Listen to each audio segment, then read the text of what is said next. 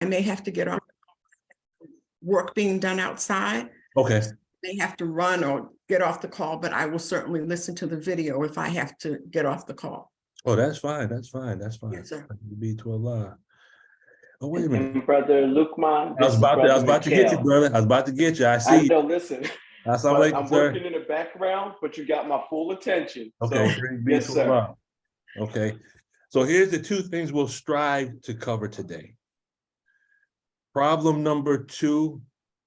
I'm gonna strive to touch on it briefly, and I'm gonna provide a lot of information for us to go out and do some research on our own as well. The wife of the uncle of W.D. Fard Muhammad, and connecting it to the Dianetic Tech, number 1. And then the main concept, inshallah, will be the planet Pluto from the problem book, problem number 24, and how we can use that as a demo kit to gain a knowledge of our miserable condition in a mathematical way, and tying that to Dianetic Tech as well. Did everyone follow that? Everyone's good? Yes. Okay. Let's see. We want to touch on problem number 2 first. Let's see. We'll wait for Sister Sarah to click in. Sister Sarah, assalamu alaikum. Wa alaikum salam, family. Sorry for being late. That's not a problem. We're just glad you're here. Thank you. Okay, so let's touch on this first. Please forgive me if there's any errors or mistakes in this. This was done very rapidly. Yes, sir.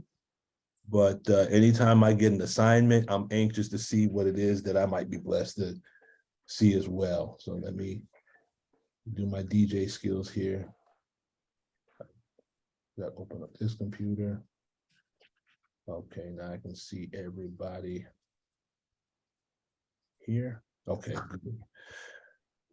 All right. Problem number 2 of our problem book. It says the wife of Mr. W.D. Fard's uncle in the wilderness of North America weighs other than herself. Therefore, she has rheumatism, headaches, pain in all joints, and cannot walk up to the store. She is troubled with high blood pressure and registers more than 32. Her pulse is nearly 80 times per minute, and she died at the age of 47. How many times did her pulse beat? 47 years. Now, one thing I have heard, I remember the minister saying, was that these problems aren't meant necessarily to be solved literally, but there's information in these problems that will give us an understanding of our miserable condition. Does that make sense? Yes, sir. Okay. One thing, now, again, much of what I'm going to share obviously is opinion, because there's so much wisdom in the problem book. We can't say definitively what it means, because there's layers of information.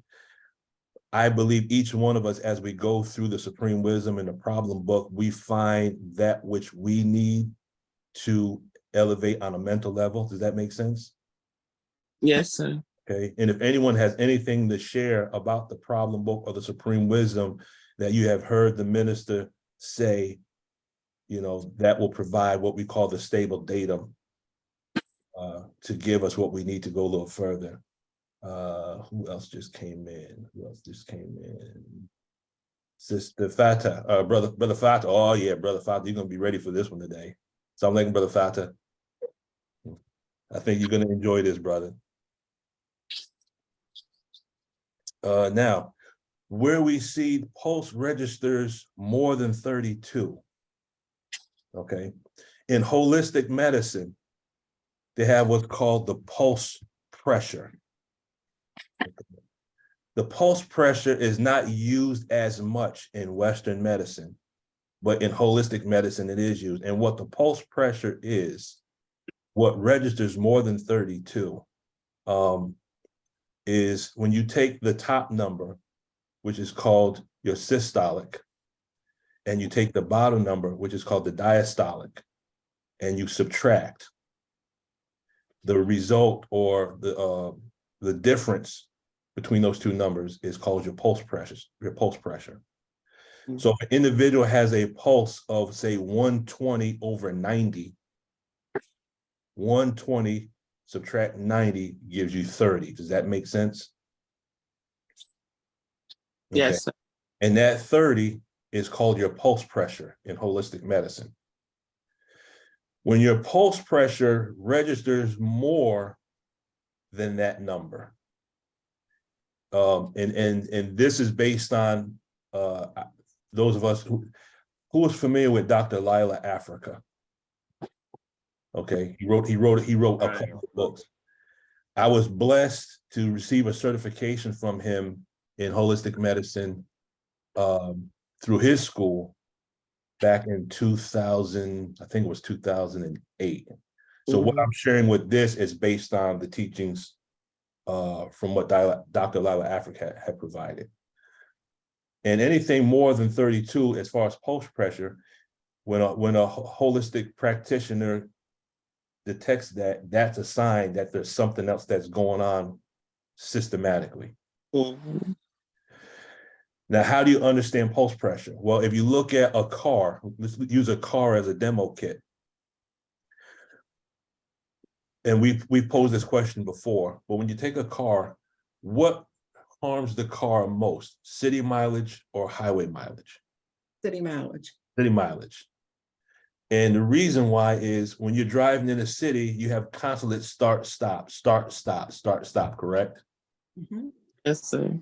Whereas when you have highway mileage, you can pretty much put it to 60 or 65, put it on cruise control, and just let it travel, and you're not really doing any wear and tear on the engine, correct? Mhm. Okay. Same principle applies to the heart. If you have constant start, stop, meaning emotions are constantly going from inturbulated to peaceful, inturbulated to peaceful, you're putting the same wear and tear on the heart that city mileage puts on an engine, because your heart is like an engine. Does that make sense? Mhm. Okay. So if you're going from your diastolic number, the lower number is the pressure that your circulatory system is in when it's at rest. The systolic number is what your heart or your circulatory system, the pressure it's under when it's active. Does that make sense? Mhm. Okay.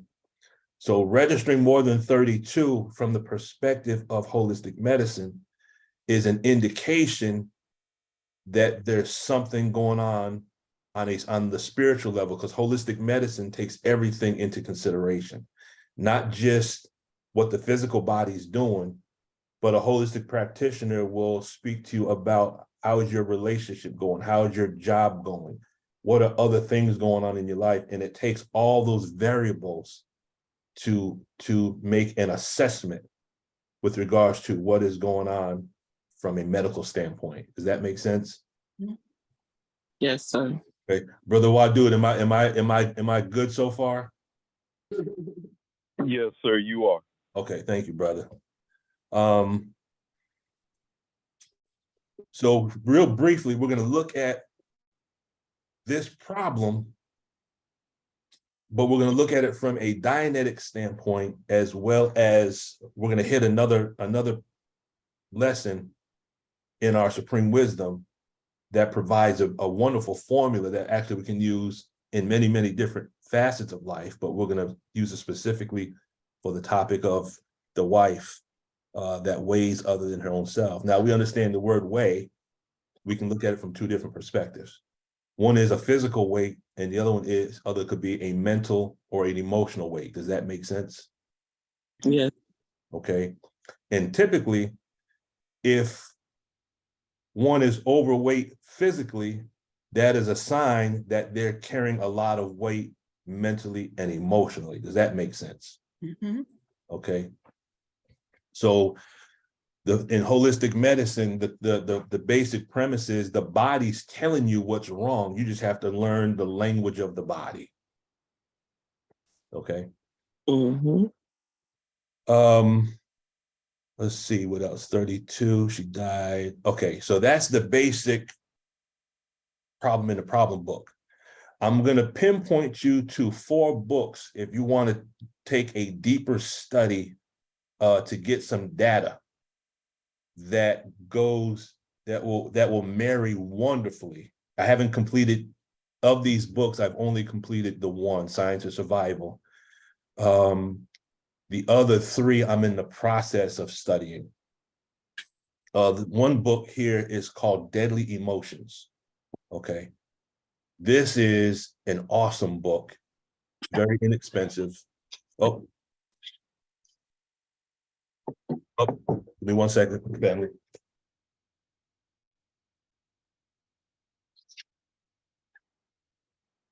Captain Muhammad. Yeah. Deadly Emotions. Okay. Friday day on the truck. Yeah, I'll take it.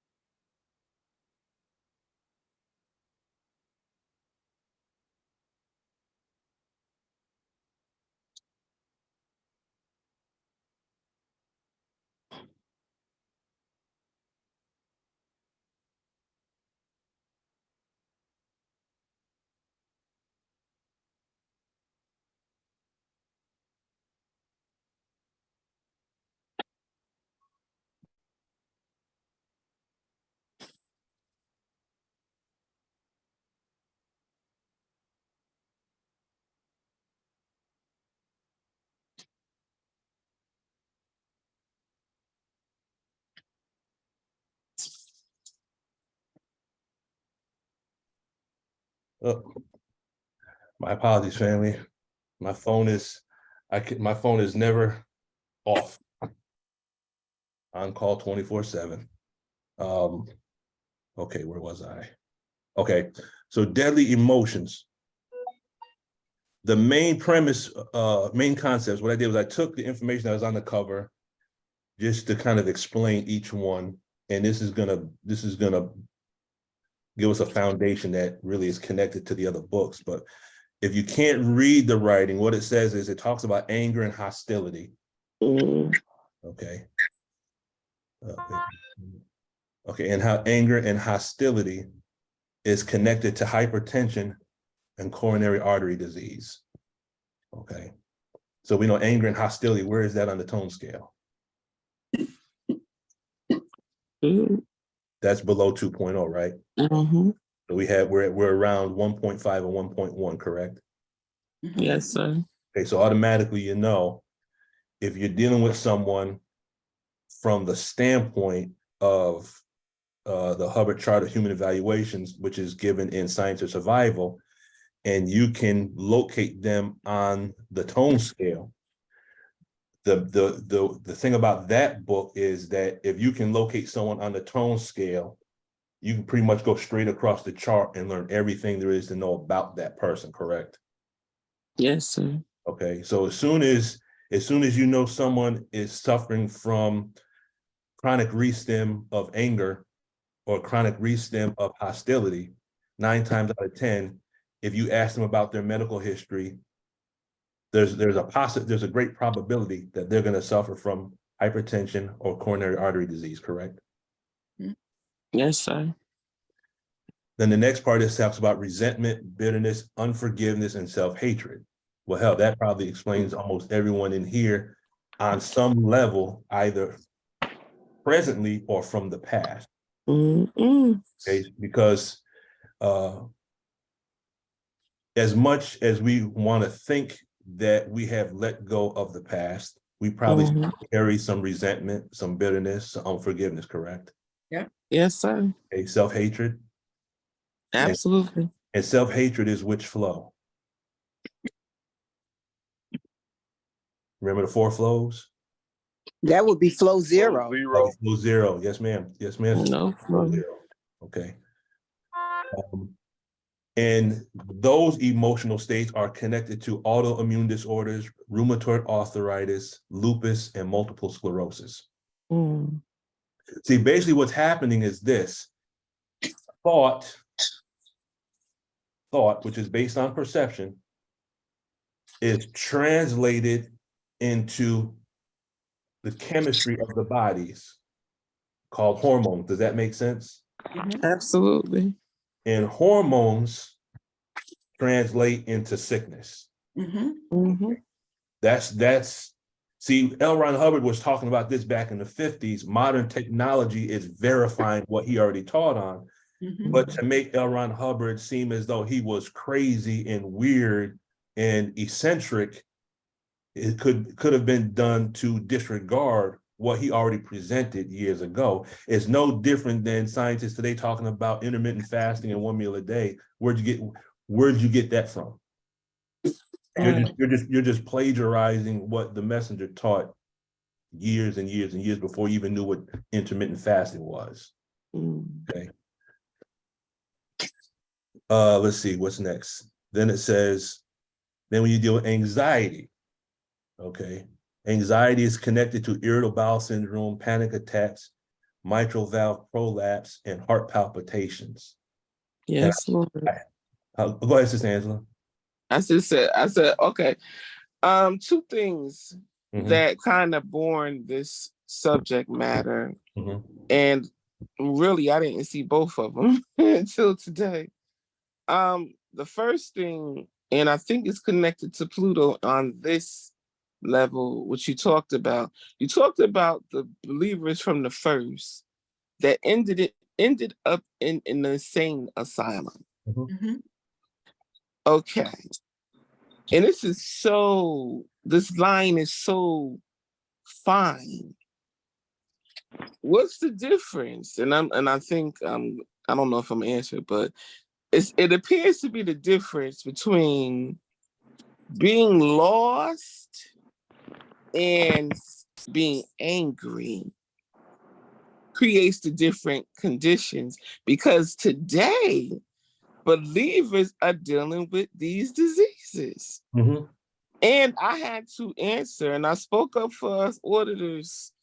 I had to answer on a regional and national letter yesterday, because the auditors, the ones especially that are not active, I don't believe that they can be held accountable if it's not being facilitated at the local mosque. Absolutely. And for me, that's the correlation to this illness that's going on in the nation.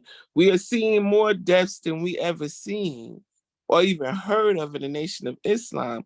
But we had people with arthritis, we had people with hypertension, we had people with cancers, we had people that, for me, I really believe the mosque life is contributing to these diseases, because we have so many people in ranks that has been abused by those student laborers with some authority and those personality types that are manipulative and can take a believer's belief and ride it and manipulate them. Now, I think that was the first and second one. Oh, no, this is the second one. I was on Instagram, and D.L. Hughley has been on a campaign lately, whereas he feel that Black men is not given the platform to speak on their pain. And of course, they called our sister Iyanla Vanzant for her expertise. And with all due respect, Iyanla has become somewhat of an opportunist to me, Sister Angela. This is just my opinion. She seems to pinpoint the one that cries the loudest and not go to the truth of the matter. Now, not to say that Black men don't need a platform. However, we can't put a black man on a platform and treat him like a black woman. He's still a man. He's still a leader. And we know that it takes a man to raise a man. So this marriage between masculine and feminine energies have to always be balanced. Mhm. So looking at this presentation that you have, in the thread is all of this anger, all of this anxiety, all of this grief, especially from the men. And I'm guessing of course it starts with their mother, but nobody's connected this. I'm the only one in the thread that connected our sojourn in America, us being interrupted in our civilization and adopting a foreign lifestyle to be the answer of why we're having so much domestic issues in our marriages is failing. I just wanted to share that. Yes, ma'am. Yeah, thank you, Sister Angela. Praise be to For the last one, the reason why I have the Holy Quran there, you know, in the spirit of Mother Kaneda Muhammad, may Allah be pleased with her. It's a born day today. Yes, sir. Really? Yes, sir. Praise Makes sense. Allah. Yes, sir. Yes, it is. Years ago, I was always looking for number patterns in the Supreme Wisdom because there are hundreds, if not thousands, of mathematical patterns that are in the Holy Quran. And that might be a topic for another time. I mean, it would take us so much time to go through all the mathematical patterns in the Holy Quran. And the thought process is one of the ways that the Savior could prove who he is to produce another writing that also has intricate levels of mathematical patterns. Would that make sense? Yes, sir. So when I was looking at problem number 1 a while ago, I looked at how the uncle's heart beat at 78 beats per minute, and this killed him at the age of 45. And then I looked at, okay, at 78 beats per minute, and it's problem number 1. So one day I was just experimenting. I said, okay, if I take 78, add 1, I get 79. Is there something in Surah 79? And then lo and behold, I looked at Surah 79, ayat number 7 and ayat number 8. And if someone has their Holy Quran handy, if you could read it off real quick. Surah 79, ayat number 7 and ayat number 8. If you could just read that real quick. And while you're finding that, Brother Wadu, go ahead, bro. I see your hand is up.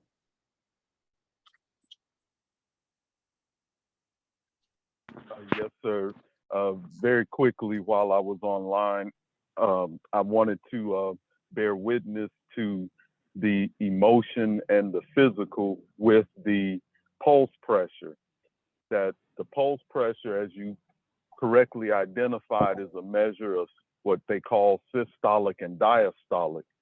And in physiology, the systolic, that top number, is the one that measures the pressure of blood flow throughout the entire body. And that is the number that changes more so than the bottom number when you are assessing pulse pressure. Mm-hmm. That top number is able to change because of, as you said, the chemistry that's produced. And I'm gonna guess that you will mention cortisol at some point, probably. But these different chemicals that get produced, they work on the vasculature of the what we call peripheral body. And if you squeeze that vasculature, then that increases that top number. So that's one way that directly connects emotion with physical changes in the body. That's all I wanted to offer. Thank you. Praise be to Allah. Thank you, Brother Doctor. Let's see. I have Sister Shayla connected with us. Assalamu alaikum, Sister Shayla. Walaikum salam, everyone. Walaikum salam. Glad you're Well here. said, Sister Angela. Well said, Sister Angela. All praises to Allah. Yes, ma'am, absolutely. Let's see, we have Sister Nyambe. Assalamu alaikum.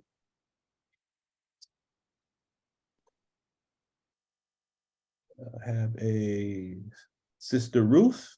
Sister Ruth. Are you with us there, Sister Ruth? Okay. Harris. Is that Brother Harris or Sister Harris? You're on mute. Okay. I just have one rule. I would hate to do this. If you could just identify yourself, let us get a chance to hear from you or meet you. Otherwise, I have to do my security thing. Brother Lukman, Sister Ruth, I did invite a Sister Ruth, so that may be her. Okay, all right. So, And I know she's busy, so she may not be able to come off mute. okay, that's fine. As long as I know. I see Sister Kenya's with us. Assalamu alaikum, Sister Kenya. Walaikum salam, family. And Sister Asheen. Assalamu alaikum. Walaikum salam. Glad to be here once again. I'm glad for you to be here. Assalamu alaikum. There we go. Walaikum salam. And who do we have the honor of speaking to? The name that comes up is something that is probably programmed in there, and I don't know enough about the technology to change it. Okay. My name is Sister Judy, and I was invited by Sister Analia. Okay, all right. As long as we know. As long as we know. We got to do some security in here. Go ahead, Sister Charlotte. Yes, sir. I was just going to volunteer to read Okay. Quran Yes, 79, ma'am. verse 7 and 8. Mhm. It reads, Bismillah ar-Rahman ar-Rahim. The consequences will follow it. Hearts that day will palpitate. Okay. So it was a connection between the problem book, an ayat from the Holy Quran, and showing that in the time period we're in, when the minister speaks about a time of grief, that Allah would use grief as a tool for the chastisement, these emotions that are going to be stirred up are going to cause equivalent or corresponding sicknesses. Does that make sense? Yes, sir. Yes, sir. And this is why the tech is so important, because if we follow that cycle of action, if unbalanced or aberrated thought produces unbalanced chemistry on a hormonal level, with regards to, as brother Dr. Wadu said, when you deal with what's called ACTH, adrenocorticotropic hormone, or cortisol, these are two chemicals that the body produces in response to stressful situations. And over a prolonged period of time, these chemicals will produce illnesses and sicknesses in the body. Mhm. So if we change the thought, we change the chemistry, Right. and by changing the chemistry, what happens? We allow the body to heal. Does that make sense? Yes, sir. Absolutely. Go ahead, Sister Angela. Yes, sir. Real quick. Mhm. Dr. Patina, who is Brother Jabril, Minister Jamil's wife, she goes across the nation and she treats holistically, plus she's an MD. I had a conversation because, Sister Angela's always, I don't know, doing something. So I had a conversation with her, and she said the common thread she finds across the nation with believers is stress. Mhm. She said it's stress. And she said because stress is silent, Mhm. and most of us don't know we're stressed, but it is called the silent killer. Mhm. And and at the time, I was just diagnosed by her with adrenal fatigue. Mhm. Yes, ma'am. Yes, ma'am. I think that might be also because the auditor is doing so much auditing that they need auditing. Could we say that, Sis Angela? Absolutely. Yes, ma'am. Absolutely. Go ahead, Sister Peggy. You're on mute, sister. I have to answer the door. I think my son is on coming in. We'll wait for So you. you can go to someone else. Okay. All right. Then it talks about repressed anger and how repressed anger is connected to tension and migraine headaches, chronic back pain, fibromyalgia, and a sickness called TMJ, which is temporal mandibular joint disorder. But I noticed there's two key things here. One that really affects both male and female, but one specifically that seems it's higher in the sisters, and that's the fibromyalgia. Okay. And they're saying in this book that these are actually connected to repressed anger. Go ahead, Sister Peggy. Thank you very much. Also, I'm trying to figure this out too. And because I'm the one in MGT class that they usually get to read this problem, and I don't know why. But I was just thinking, and because I completed this book, Overcoming Ups and Downs in Life, and where it says that the sister is frequently troubled with high blood pressure. So and I do know that sometimes that back in the 1930s, sometimes when they were on medicines, they would not take the medicine all the time.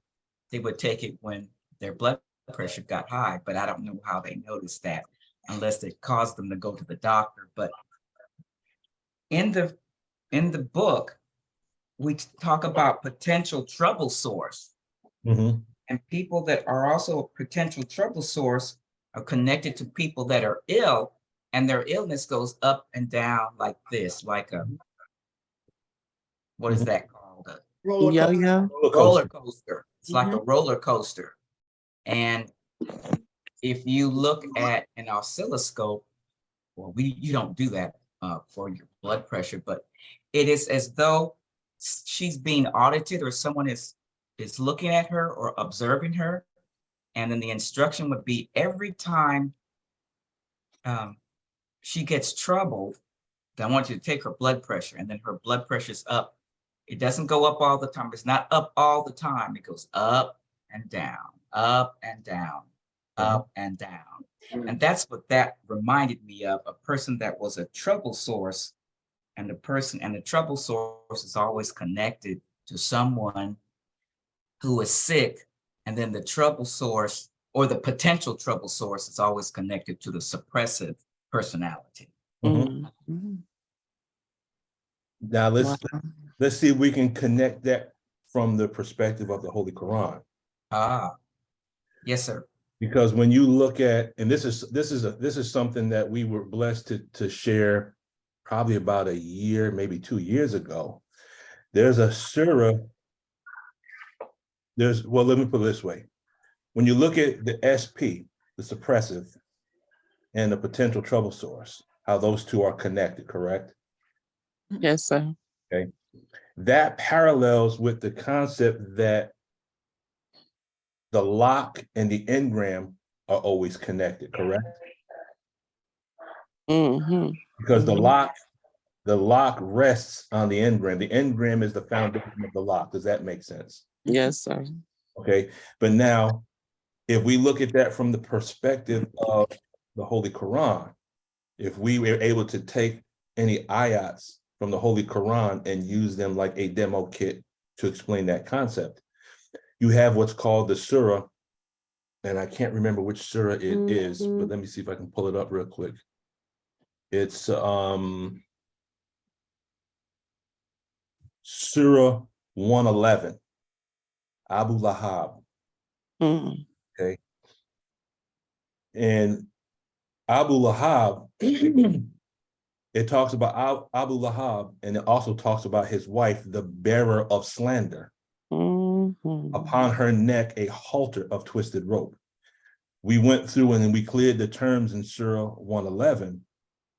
And the interesting thing about that surah is that if you look at Abu Lahab and you look at who he really is, during the time of Prophet Muhammad, peace be upon him, anytime the prophet would go and teach, Abu Lahab will come right up behind him and mess things up. Kind of like Mao. That makes sense? Okay. So Abu Lahab was a suppressive. Exactly. So his wife would be what? PTS. Right. Mhm. Okay, so if you study Surah 111 and understand who Abu Lahab is, Abu Lahab, we could say, is like the reactive mind, the engram, and the wife, the bearer of slander, is like the lock. And that kind of ties in, I think, with what Sister Peggy was just explaining. Can you see the connection, Sister Peggy? Yes, Yeah. sir. Okay. May I ask, Oh, go may I ahead. ask Yes, another ma'am. question? Mhm. Wasn't Abu Mahab, wasn't his wife the one, I think the prophet had a companion, and I think I read where every time she saw him, she would say, "I'm going to kill you and eat your liver." I think I read that in Pictol. I've Pictol. Have you heard that? something vaguely. If we can get some stable data on that, that would be good. But the problem is both of those individuals were troublemakers. Yes, yes.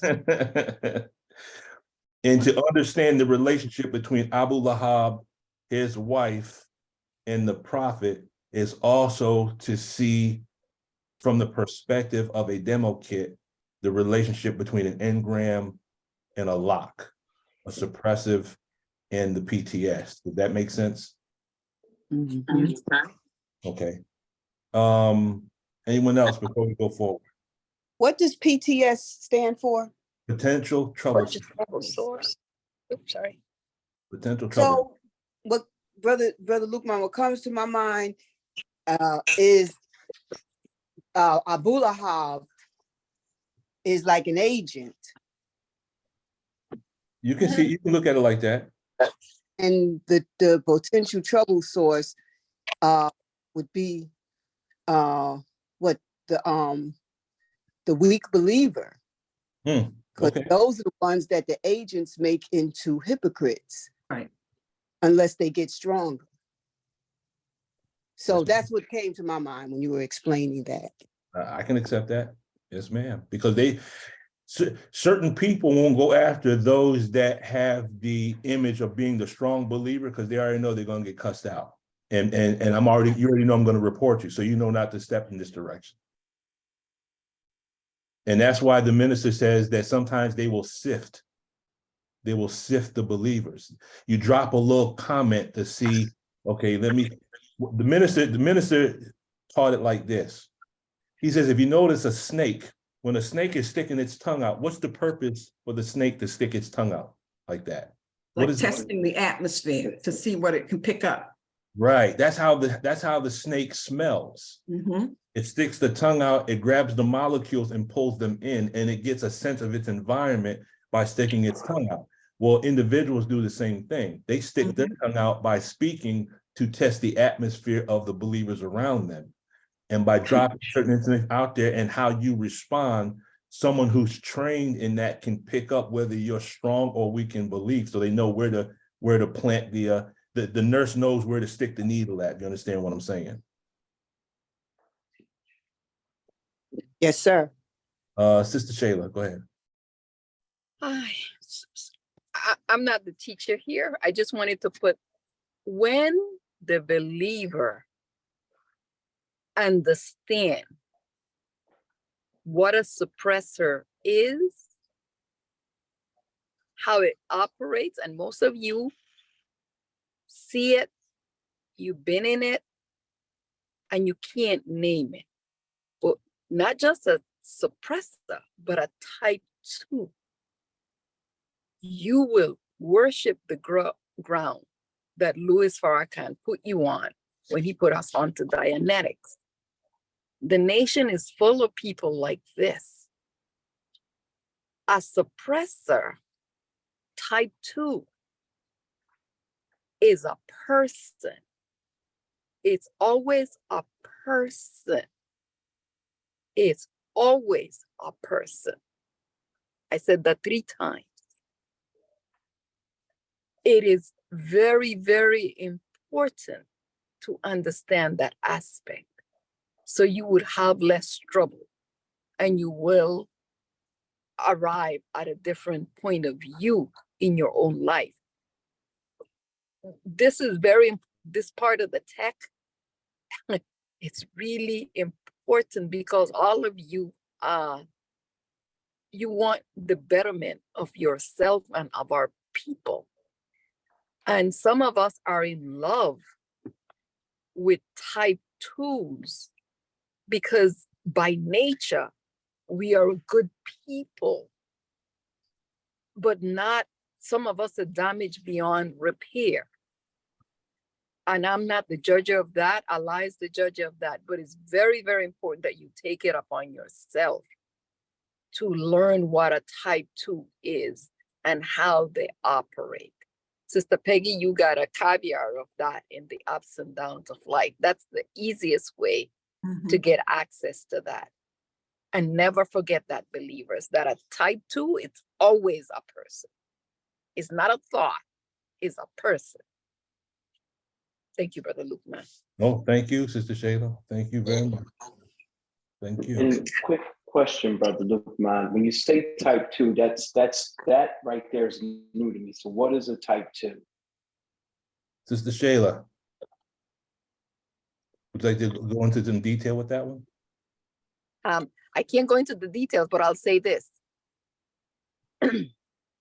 You will realize a type 2 is a person that cannot get anything done. That Hitler was a type 2, got a lot done, but it was always destructive. It's not constructive. A type 2 is a person that don't say, Brother Lukman, you look amazing today. A type 2 would say, what's wrong with you? You look sick. Every time I see you, you look sick.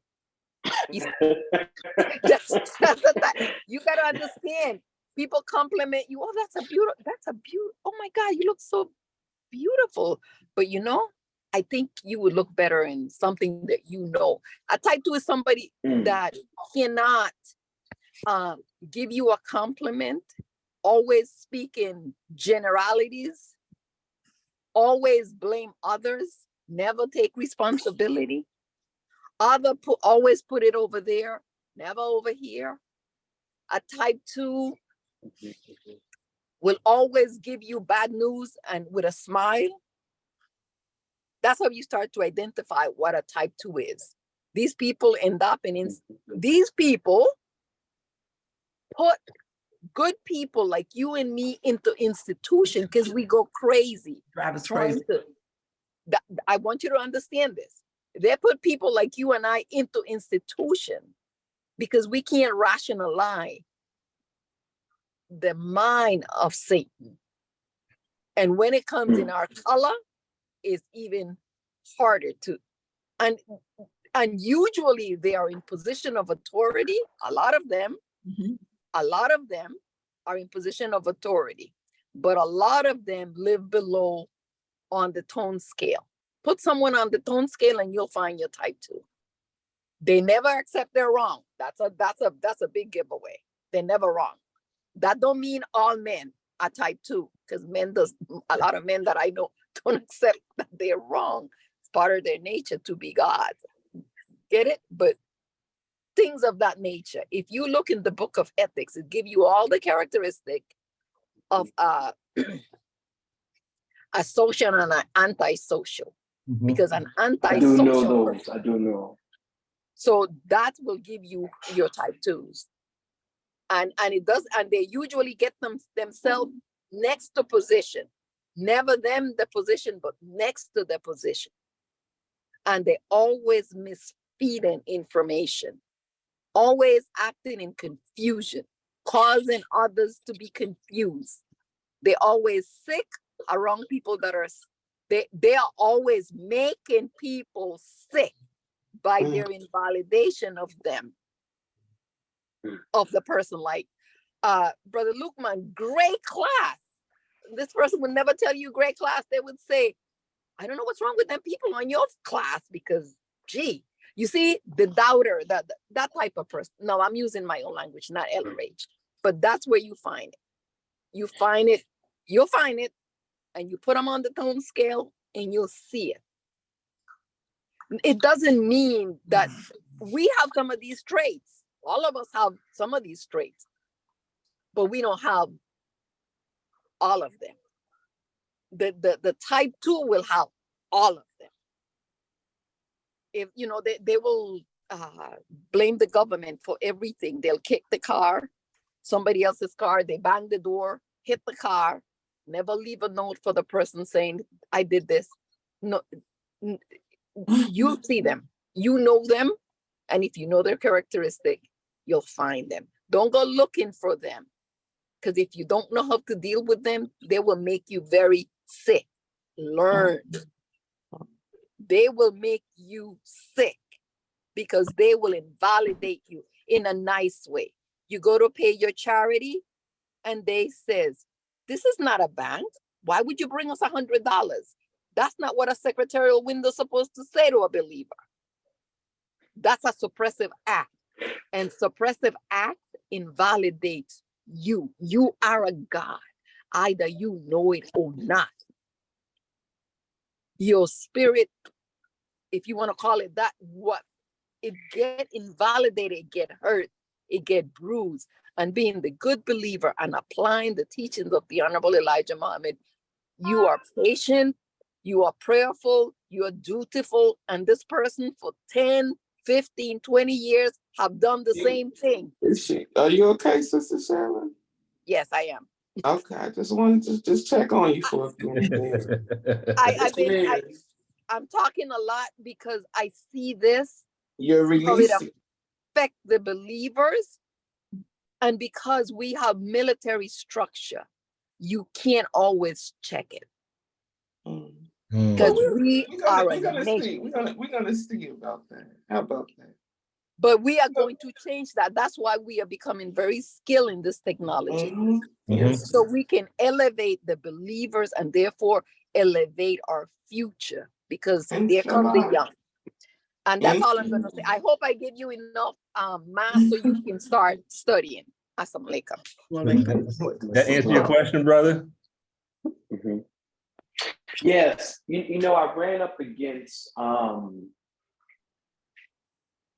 some good, I ran up against some energy around fall of last year. But they were in the org, and my antennas went up because it was very subtle. And I played Columbo a lot, if anybody ever watched Columbo. And so I act stupid the entire time. And I said, I said, what am I? And I felt it. I kept feeling the energy. Then I got tripped up. Got sick. I said, no. You don't get sick, dude. You don't get sick. What's going on? And so I went through the 12, but I said, no, they're good. They're good. You know, you're like, no, they're too good. Because I can't pinpoint them. But the person who tripped me up, it's interesting, they got sick maybe a couple weeks after meeting them, but I was on my phone, I was just paying attention because they didn't know how deep I had studied Dianetics and Scientology.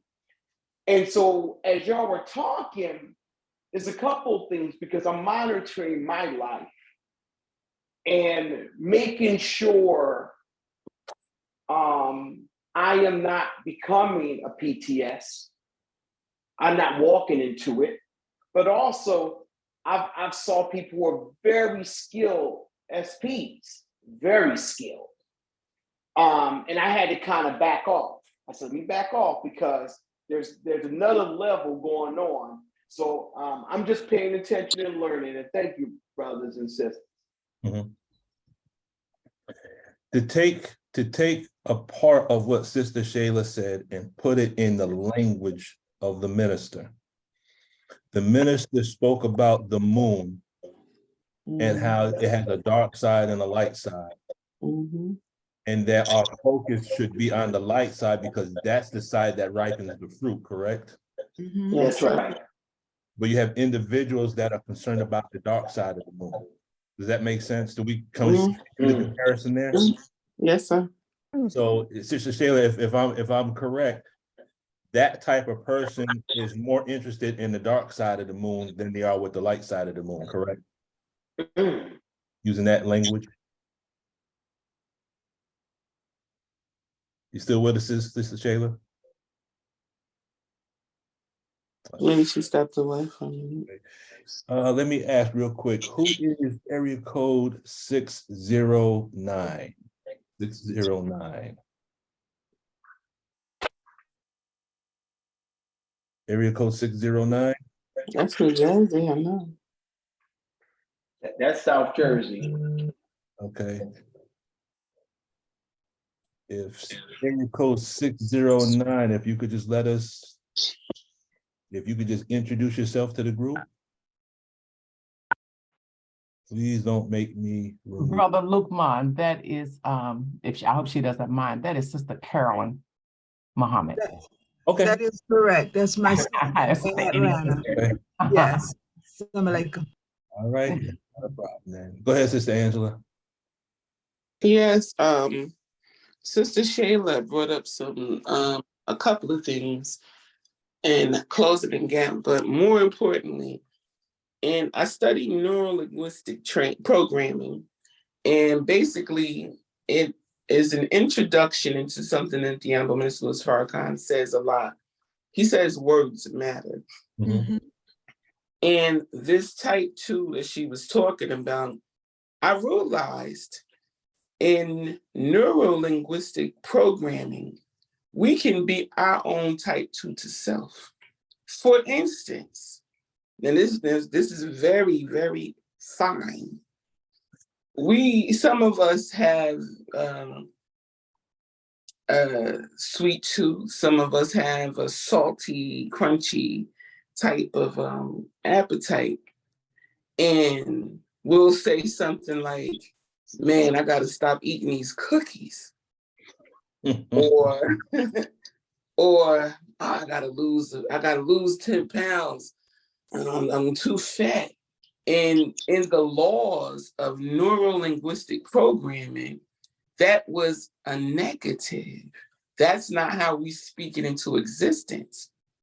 So we have to be very careful on how we think a thing and how we say a thing. So if I have a sweet tooth, we would approach it somewhat like this. I'm gonna have one cookie today. I won't have any cookies today. I'm gonna go check the gym out, see if I can join. It has to be in a positive note because we already introduced a negative in the thought. So I just wanted to share that. Yes. Thank you. And I understand that 1000% because, you know, whenever I say I'm gonna fast today, and it's a day I have to go to work, that's the day when I go to work and someone's family member, someone's wife just made a whole plate of brownies, a whole plate of cookies. And then you see the brownies on the table and then you look in the freezer and you got 3 or 4 different types of ice cream and now. Oh, come on now. No heating up brownies. It's just like, man. So I understand 1000%. So let's keep it going. So family, you all can thank Sister Angela for this topic because this is something. Well, actually, I could take just a little. I could take it probably just say, "Well, praise due to Allah," but it was born from Sister Peggy, actually. Okay. So thank you for that enlivening conversation, Queen. It was that's a powerful sister right there, brother. Oh, she's got her own mothership. We already know. I see. I was wondering where my ticket was, but I wasn't. Right? Beam me up because I'm ready to go. I'm tired of this place. Me too. Okay, here's the second book. Excellent book to read. And if you ever go on YouTube, Dr. Gabor Mate has many videos dealing with addiction and connecting it with childhood trauma. A lot of videos on YouTube, and I've probably seen almost all of them more than once. Incredible information that this doctor presents, that you can see the teachings in what he shares. You can see the Dianetic tech. You can see it all in the way he words it. There's another book he has called The Realm of the Hungry Ghosts. And the realm of the hungry ghost is a concept that comes from Buddhism, which is, God willing, might be the next topic. One of the Sundays, tying Buddhism, Dianetics, and the self-improvement study guides to show how we can connect it all together. But his book, the basic premise of his book, I mean, there's just so much. I haven't completed the book yet, but he's talking about how cultural stress produces disease in the body. That goes right back to problems number 1 and problem 2 in the problem book, because the uncle lived in the wilderness of North America and lived other than his own self, correct? Mm-hmm. So he lived in an aberrated environment, and he himself was aberrated. So when you have an aberrated environment and you have an aberrated mindset, you have what's called in physics resonance. Two things harmonize together. So when our aberrated mind is harmonizing with an aberrated environment, that's what's producing the disease, correct? Yes, sir. Okay. So living in the wilderness of living other than self in the language of Dianetics is called being out of valence or dramatizing, correct? Yes, sir. Okay. What is a savage? A savage is a person that has lost the knowledge of himself and is living a beast life. Well, lost the knowledge of self means they don't know who they are as an individual. That's right. That corresponds in Dianetics as out of valence, and living a beast life corresponds to dramatization and being aberrated. If that makes sense. Yes, sir. Okay, so this is an excellent book to read in conjunction with the other book. This book, I haven't completed it yet. I'm almost completed with this book. It's by a doctor. Her name is Dr. Candace Pert. And again, it's not commercials for these books, but these are just excellent books to read to give a lot of data. Good, good. Everything good over there? Sure is. Everything good for you? I said, how's everything going for you? Sister Asheen? Sister Asheen, can you go on mute, please? Oh, sorry. Okay, not a problem. She came up with a concept called psychoneuroimmunology. And that's just a $30 medical term. The psycho is talking about the mind, neuro is talking about the nervous system, and immuno dealing with the immune system. And in her book, she's talking about how specific emotions are tied to specific molecules. That's right. Okay. So each emotional state, so now if you look at the tone scale, here you have a list of emotions. From the standpoint of how this book is written, each emotion has its own molecule. Each emotion has its own specific chemistry, has its own specific effect on the physical body. Does that make sense? Yes, sir. Okay. And then, of course, the foundation of this on one level, if you look at Science of Survival, the Hubbard Chart of Human Evaluation, and you look specifically at column E, which deals with medical range. Anger, now this comes from the chart. This is not from any other medical book. 1.5 is connected to arthritis in depository illnesses. So what he wrote in Science of Survival in remember this book came out, 1951, correct? The other 3 books that I mentioned came out just recently, but the science is bearing witness to what he taught back in the 50s. Wow. Okay. So when someone, if you find them on the tone scale and they're at a 1.5, typically, if you go straight across, you'll get an understanding of their what's called, I think, now correct me if I'm wrong, the chronic tone, is that what it's called, the chronic tone of the person? Yes, sir. Been a while since I've touched science and survival, but you can go straight across and pretty much know everything there is to know about this individual. Okay. If you go to covert hostility 1.1, that's connected to endocrine and neurological diseases. Yep. Okay. So now if you go back to the first book we looked at, Deadly Emotions, and you look at fibromyalgia, you look at rheumatoid arthritis. When we do our case, I think it's called a case inventory on an individual before we do auditing, and you get information about their medical condition or medical history, if you understand what type of illnesses the individual suffers from, 9 times out of 10, you can connect it to which emotional state is causing their chronic restimulation. Does that make sense? Wow, that's a science. Yeah, Wow. brother, it's a science. When you get to 0.5, you come up with individuals that are now accident prone. Okay, and they have what's called chronic malfunction of organs. So now you have like almost like borderline organ problems. So they might start suffering from diabetes. Why? Because you have something wrong with the pancreas, right? Y'all follow me? Yes. Give me 1 second here. Brother Wadu's still on. No, he might have stepped off because he's at work. Okay. And then when you deal with 0.1, now you're dealing with extreme grief. Now they're chronically ill. Otherwise, sounds cute. So now do we see how do you see how all 3 of these books are connected now with problem number 2, the wife of W.D. Farad? Can you see it? Yes. All we're doing is we're taking the illnesses in the problem book and we're translating it into specific illnesses and sicknesses. And we can also translate it specifically to different levels of the tone scale.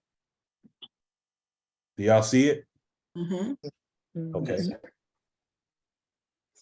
So now when you look at Dianetics, page 65, it says this, it says, what does this mind do? Talking about the reactive mind. It shuts off hearing recall. It places vocal circuits in the mind. It makes people tone deaf. It makes people stutter. It does anything and everything that can be found in any list of mental illnesses, psychosis, neurosis, compulsions, repressions.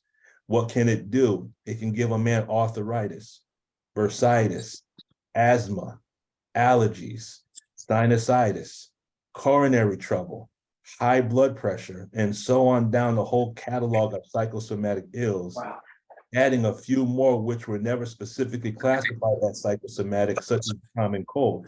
So here, L. Ron Hubbard is speaking about illnesses in Dianetics that correspond almost exactly to the illnesses that are described in the problem book, and problems number 1, problems number 2, and I think problem number 5. Problem number 5, I think, talks about the second uncle of W.D. Farad, if I'm not mistaken. Y'all with me? Yes, sir. Okay. So now what L. Ron Hubbard is saying is that these diseases are psychosomatic, which makes sense. Because if these diseases are being caused by hormonal or chemical imbalances, and those imbalances can be traced back to thought, then Dianetic processing, removing the thought that are producing the imbalances, will do what? It'll allow the illnesses to clear up, correct? Okay. Then he says, discharge the content of this mind's bank and arthritis vanishes. Myopia gets better. Heart illnesses decrease. Asthma disappears. Stomachs function properly. And the whole catalog of ills goes away and stays away.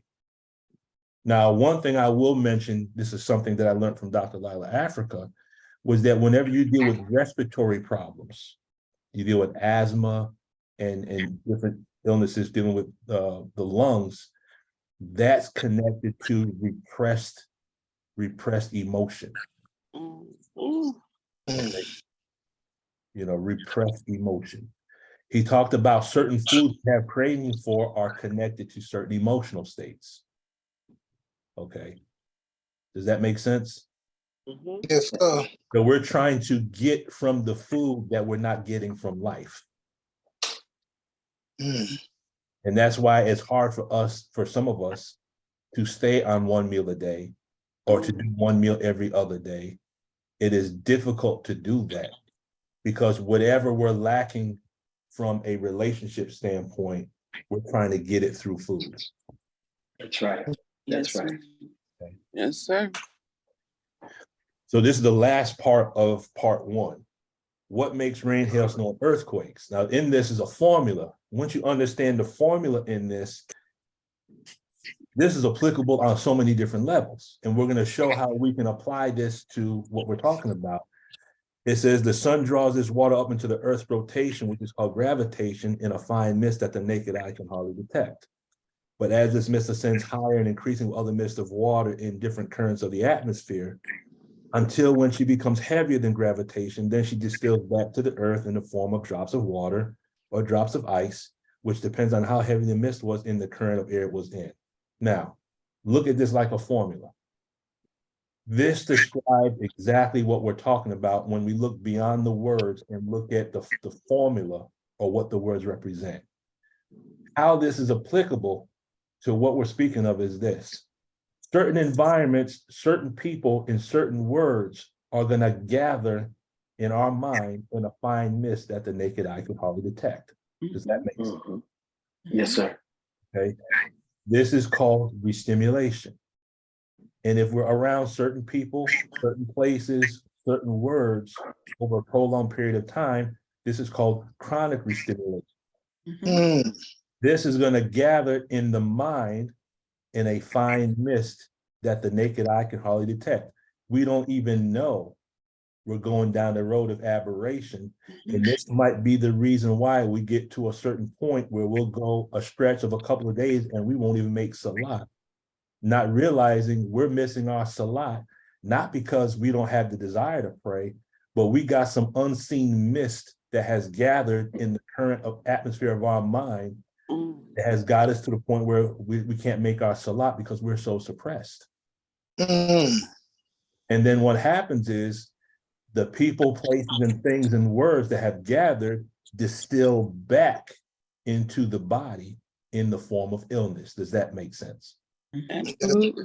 Okay, Yes, sir. so we're using our problem book and our lessons to kind of give us some data to give us a deeper understanding of the tech of Dianetics. Y'all with me?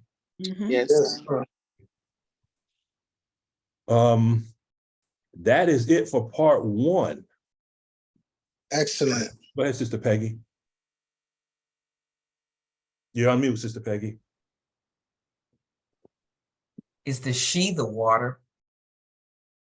Is the she the water? It's the seed. Okay, she. Wait a And minute. as she distills back, She. Let me see. Where am I? Gee whiz. Okay, it says, but as this mist ascends higher and increasing with other mists of water in different currents of the atmosphere until when she becomes heavier than gravitation, then she distills back to the earth in the form of drops of water or drops of ice, which depends on how heavy the mist was in the current of the air it was in. So what now? So what are you saying, Sister Peggy? Who is the she? Well, the she, if you ask each individual in this group, you might get a different answer, and every answer might be right. So now let me ask you the question. Who do you see as the she as being? Because women are usually associated with water or moisture. Okay. Maybe it's the atmosphere using the water and the ice. I mean, she may not be exactly water, but the atmosphere has the water in it. That's who the she. I don't know. I can understand it from that perspective. Let's add a little more data to that. When you look at the fact that the atmosphere is distilling back because it became heavier than gravitation. Heavy and weight are the same thing, right? So when she weighs other than her own self, the she here could be talking about exactly what you're talking about, that which is causing to distill back. Now, I remember Sister Dr. Ava saying it like this, may Allah be pleased with her. She talked about the subconscious mind being feminine. Right. So now all this information collecting, and what happens is possibly the subconscious mind is what's causing all this information to come back. Does that make sense? Now remember, some currents are real cold and warm, swift and changeable, right? Now, when someone is really cold, what type of an emotional state is that? Apathy or lack of feeling. Yeah, apathy. Okay, so you got some currents are cold, and you got some individuals that are warm. What type of person is a warm person? An amicable person. Okay. Now, when you deal with swift and changeable, when you clear the word changeable, you're going to come to the word variable or variability. And when you look up the word variability, it's going to bring you to the word aberrant. So when you take some current, if you look at current from the perspective of current thinking, then a current, we could say, represents a type of person. Could we say that? Yes, sir. Now take out the word current, we'll look at it like an equation and put in the word person. Some persons or some people are cold and warm, and some are swift. They think quick, and then some are changeable. And it says what? But it depends on how heavy the mist was and in the current of atmosphere it was in. So some people, it depends on their mindset, whether they react in an aberrated way or if they react in a warm way with a swift thinking. There's no ridges in there, correct? So here we have the atmosphere that can be used as a demo kit to describe a person who could be seen as clear versus someone who is aberrant. Can we make that assessment? Yes, sir. Does that answer your question, Sister Peggy? Okay, so it's just one of these things where we have to really think about who she could be. Okay. Yes, what I'm saying is, and it would be different. It could be different for each individual, and that's when we got to take this information and put it in the fine language that we know. So whatever way you perceive it is going to be correct. Oh. Okay. Remember, when we go into the problem book, we're looking to, it's almost like we're having a dialogue with the God, and we're learning something about ourselves. So whatever way you perceive it is correct. But I'm just saying there's so many different ways of understanding the lessons. We can't pinpoint one specific way, but the way in which you're perceiving it, however way you see it, I'm quite sure if you were to drop that wisdom on us right now, we all be in harmony with it. Oh, so maybe this has something to do with number 2, problem number 2. She weighs other. Yes, ma'am. That's what I'm saying. Okay, so you're saying that this is part of the solution or the way that we could interpret number 2. Right, because if you remove the weight mentally, you remove the weight physically. Because the physical weight, why are some of us overweight? Because we are overweight mentally. And our mental level, and I use myself as an example, when I get stressed out, the first thing I do is eat. Yeah. You know, so physical weight is connected to mental weight. So now, what's a good way to lose weight? Well, lose the unseen weight first. Yes. Because it's the unseen weight, the emotional weight, that's causing us to act out and do the physical weight. So we try to lose the physical weight without removing the emotional weight, and that's why we roller coaster with our weight. We lose some pounds, we gain it. We lose it, we gain it. We lose it, we gain it. Why? We're not dealing with the problem. So through the processing, as we remove the emotional weight, then we don't need the dietary as a means or method to soothe us on an emotional level. Mhm. Does that make sense? Yes, sir. Okay. Yes, sir, that makes a lot of sense. Praise be to Allah. Does anyone have any questions before we move forward? I won't be able to get into the full context of Pluto, but I do want to at least start it. And then, God willing, we'll finish it up on Sunday. But if there's no other questions, Yes, sisters, I can't put a question in the chat. Okay. What about a stress weight removal? Is shopping or cleaning? I have one of those. I have one of those. Shopping is mine. I could get upset and buy something, and that's what I related to the dopamine that we create in our bodies when we find pleasure. So this is what happened when that ooey gooey brownie touches that tongue and hits all them senses with that chocolate. It's a dopamine effect, and this is why some of the most effective weight loss products is something that puts us in a good mood. It's not no magic pill to suck the fat off your bone. It's actually something that helps balance the hormones and mood. We in a good mood, we tend not to eat. So what I see in the problem, and I'm one of the cannabis infused people. Like I make the oils and the honeys. It's legal in New Jersey, Brother Luke. That's all I'm saying. And you know, I get a lot of information from Dr. Patina also. So I have had people with diabetes use that honey and no longer have diabetes. They can't believe. I mean, cancers, diabetes, stress, insomnia, weight loss. Everything it has it, and it's simply because it's balancing the mood. That's it. It's real simple, but I see in the problem is, especially with this being drawn up and distilled back down, it's emotional. These swift and changeable currents is everything you said. I've went through. I can't say I'm just swift. I'm just changeable. I'm just warm and I'm just cold. No, I'm all of them. It depends on the stimuli. It depends on the time of day, the stimuli. Yes, sir. Praise be to Allah. And I'll add this one other thing as well. Just when you look at the food that we're eating. Now, years ago, I was at work one day and I was like, man, I needed it was almost like I was jonesing for a honey bun. And the way I use a service facsimile to justify eating one, I said, well, I'll have to look up, if I eat it, I got to look up all the ingredients. Right.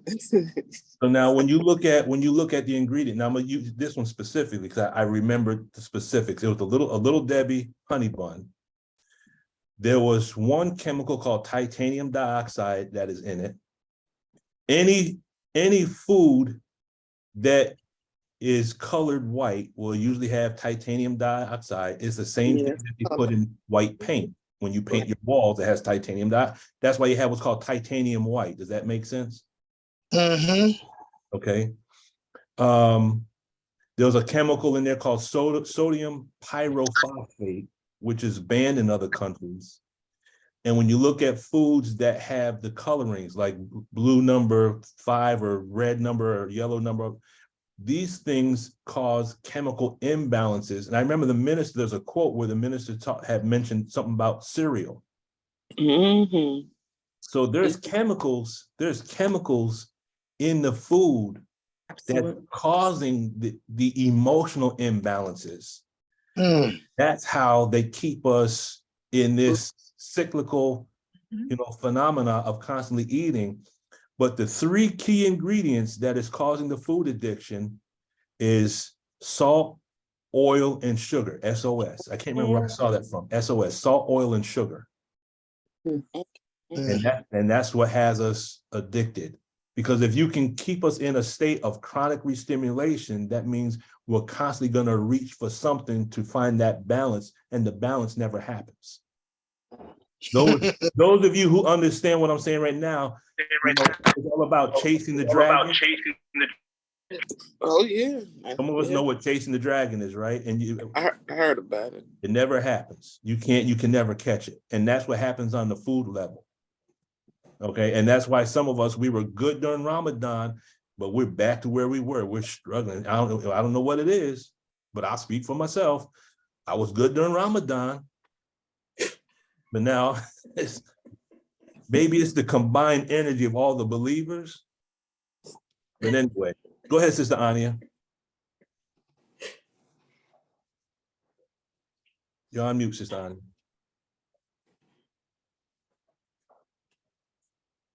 Yes, Assalamualaikum. Walaikum salam. I was looking at that the addiction and how we're able to pull away, or from these addictions for a time, but then we end up always seeming to go back to it. And I think of some of my own. I won't mention what they are, but one beginning with C and one beginning with I. I think I have the same addictions. And the fact that those particular two are related to, as Sister Angela describes to us, things that soothe us, and this constant thing of us wanting to be soothed, because we've been through so many trials and tribulations in life. But I wanted to look at it as being more the generational aspect of it. And we've been through so much through slavery, and even before that experience, if we go back to the 50,000 years in our preparation to help us endure this 400 plus years of slavery, there's so many layers of emotional pain, emotional drama that has been, like packed on and pressed down and pressed down. So it is hardened like like the pressure that you put on there to produce diamonds and those minerals in the earth. And so to break those minerals down, it takes so much to bring those layers off. And so as we go through this Dianetic processing and breaking down the wisdom of our lessons, which is another in itself, another Dianetic process, just reading our lessons, we've been able to throw off some of these layers and achieve a closer state of being clear, but we're not yet clear. And so as we throw off a layer, we gain a certain level of strength, and we're able to deal with those addictions, maybe get heads up on the addictions and have them subdued for a while. But then we hit another layer of that bedrock. And it becomes so impenetrable that we're so that any little thing that comes up, we're re-stimulated again, and we go back to our addictions. And we have to start the process all over again to break through that layer of bedrock to reach another state of level of clearness. We're totally not clear yet, but just those surface layers that have come off,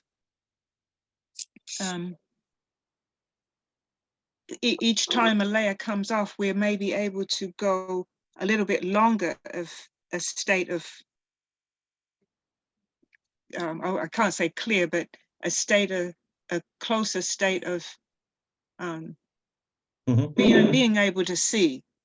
The rose-colored glasses are a little clearer, but then they fog up again. Let's just say a foggy mirror. Let's use that analogy or demo kit of a fogged up mirror. and then it slowly, that fog dissipates off the mirror and you're able to see clear for a time, but then it gets fogged up again. So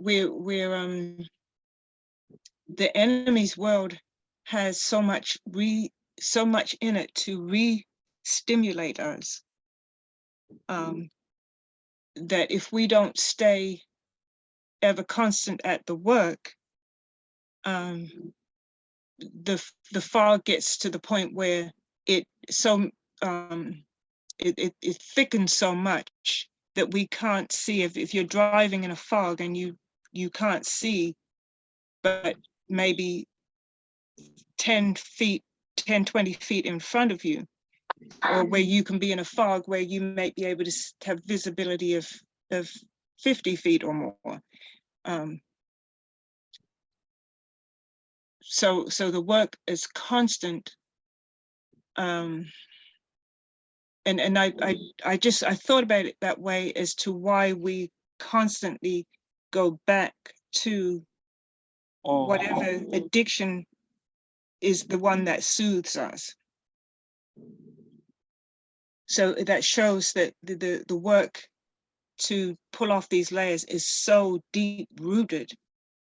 And we go back and deal with it in our childhood, but sometimes we forget the bigger picture of what has been done to us over the generations as a people, what have been done to us, and pulling off those layers as well. Yes, ma'am. As you're speaking, here's a thought that comes to mind. Are you finished, Asania? Yes, sir. Okay. What comes to mind is this. They have to constantly test these rockets with the hopes that they can get the rockets out into the atmosphere outside the gravitational pull of the Earth, correct? Yes, sir. Okay, and I thought about the last one from Elon Musk, that even though it blew up, on one level, they still consider it a success. So they're constantly putting up these vehicles with the hopes of breaking the gravitational pull and getting their craft into outer space with the goal, which they'll never do, to get to Mars. Now, if you take that same principle and you look at it from the perspective of the individual, we're constantly striving to get ourselves outside the gravitational pull of the Earth too as well, correct? Yes, sir. And I believe that we're playing on one level against a stacked deck, because the enemy is monitoring our progress through our conversations on our phone, our history on the internet and on our phone. So based on our history, meaning online, all the places where we visit, what videos we're watching, they can tell that there are individuals that are about to break that ceiling of gravity. So what they have to do is they have to introduce new things into society to kind of pull us back in. Does that make sense? So when you look at what's taking place with the pronouns and everything with the news and all these things, see, I to the point where I almost refuse to watch the news now, because it causes re-stimulation. They have to constantly put the garbage out there because they're monitoring what's taking place, and they see that in the language of Dune, which if you haven't seen Dune, the old version as well as the version from 2022, you gotta watch that movie. The sleeper is about to awaken. And they know once the sleeper awakens, it's over. Everything is over for them. Okay. They can't do nothing with the minister.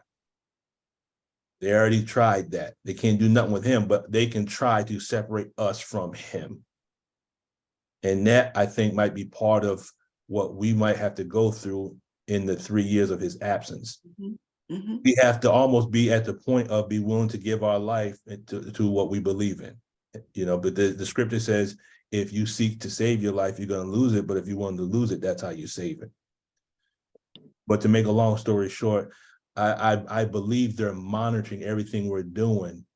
And when you get to a certain level, and I'm sure based on numbers, when they see the numbers get to a certain level, they introduce something else into society to try to distract people away from. Does that make sense? Absolutely. Okay. There's no coincidence that you go on, you're looking at a great video, and then it automatically distracts you to playing some, some crazy little video game and, this TikTok video and this, that, and the other. Next thing you know, it happens to me sometimes. I'm at certain videos on YouTube. I'm like, how did I get here? When I started out looking at this video, if you look at the videos on the side, 8 of those videos might have something to do with what you're thinking about. And then there might be 1 or 2 that's just a little bit different. So they distract us, and the word is makara. They plan and Allah plan, and surely Allah is the best of planners. The Arabic word is called makara, and the word makara means to turn someone away from something in such a slight or small degree that the person doesn't even know they're being turned. Okay, but I believe they're monitoring everything we do so they can track the rise or the awakeness of the original man and the original woman, and they have to do everything they can to put us right back to sleep again. Absolutely. Okay. Sister Melanie. Yes, sir. Assalamu alaikum. Just a couple of thoughts. One, that I think sometimes things that we are taught, and I know I have been guilty of this, and as I've grown, I've seen the error of my ways, so to speak. But one thing that came to mind was rising above emotion into the thinking of God, because we're talking about emotions. And Allah has emotions, but He doesn't let His emotions take over Him. And so I think that's something that we're talking about, that we're trying to get to that place where we can be more like Allah, raise ourselves in levels on the tone scale. And so we don't let the emotions take us away and take us to places that we don't want to go. The other thing that came to mind is that when Sister Angela was talking about the food, and you just mentioned about, they're monitoring us and they're trying to do everything they can do to keep us in chronic restimulation. And I just wanted to say that the food today is much different from, we all know, than from the food that we were eating before. And actually the lack of nutritional value or being nutritionally deficit of the food, of the minerals, the vitamins, the enzymes that we need that actually keep our hormones in balance. And so that's affecting us emotionally as well as affecting us physically, because sometimes we aren't able to lose weight, not only because emotionally we have issues or the emotions are keeping the weight on, but actually our bodies are not getting the nutrition that it needs in order to drop the weight. And the other thing I wanted to mention, that I'm not sure if it was you or the sister who spoke before me, but it was you, sir. And you said that they can't get to the minister. And that's what the scriptures say, that the woman is taken away and she flees in Revelation, but then the focus is then placed on the remnants of her seed, which is us. Yes, and ma'am. so that's us. The minister's going to make it through. There's no doubt at all. But then the dragon is going to turn its focus on the remnants of her seed, which is us. And so, yes, sir. I just wanted to mention that. And I'm going to have to get off now and check these people that are digging up my front yard. Yes, ma'am. So I'll say Assalamu alaikum, love you all. And I look forward to looking at the video and seeing you all next week. Assalamu alaikum. Yeah, that's powerful, because part of the reason why we're eating is because we're trying to get that nutritional value. Our body's craving nutrition, and we're constantly eating, and the food is so deficient that we're trying to just continue. Does that make sense? Man, yes, sir. Okay. Sister Angela, and then I will just introduce the topic of Pluto. But no, go ahead, Sister Angela, go ahead. Let me bear witness really quick. I was wondering, I've been eating the strangest combinations of food. Stuff that it's like it just jolted me, and I was craving it. It wasn't, none of it was considered junk food, but it was just the combination. This wasn't even like pickles and ice cream like pregnant women. That's salt and sugar. No, I was craving proteins and certain fruits, avocados and things of that nature, and I would eat it all in together in the same bowl or something like that. So it really just helped me see what's causing it, because I was like, maybe something is going on with me. I got, my dark side of the moon started showing right there. But thank a lot for this call. I can definitely see that my body is wanting the supplements or the vitamins and minerals from the food. Thank you. Yeah, thank you. All right. All right, family. There's no way in the world I can get through the topic, but I will introduce it in to prepare us. Either we will complete this next Wednesday, or we might complete this on Sunday, but we'll see where the spirit leads us. Sister Glenda, it is good to see you. Assalamu alaikum. Walaikum salam, Muhammad, and everyone. How is everyone feeling today? Praise be to Allah, Father. Glad to be here. How you doing, Sister Glenda? I'm fine. All praise is due to my Allah. My daughter Zakia, she sends it to me, the link. Praise be to Allah. Yes, sir. Yes, ma'am. Okay, let me see. Let me pull up. Okay, let me make sure I got everything ready. All right. Okay, family, we'll go for a little bit. We still got a little time left, but I know we can't complete this today. So, but I'm sure the first part, I believe will be inspiring by Allah's grace.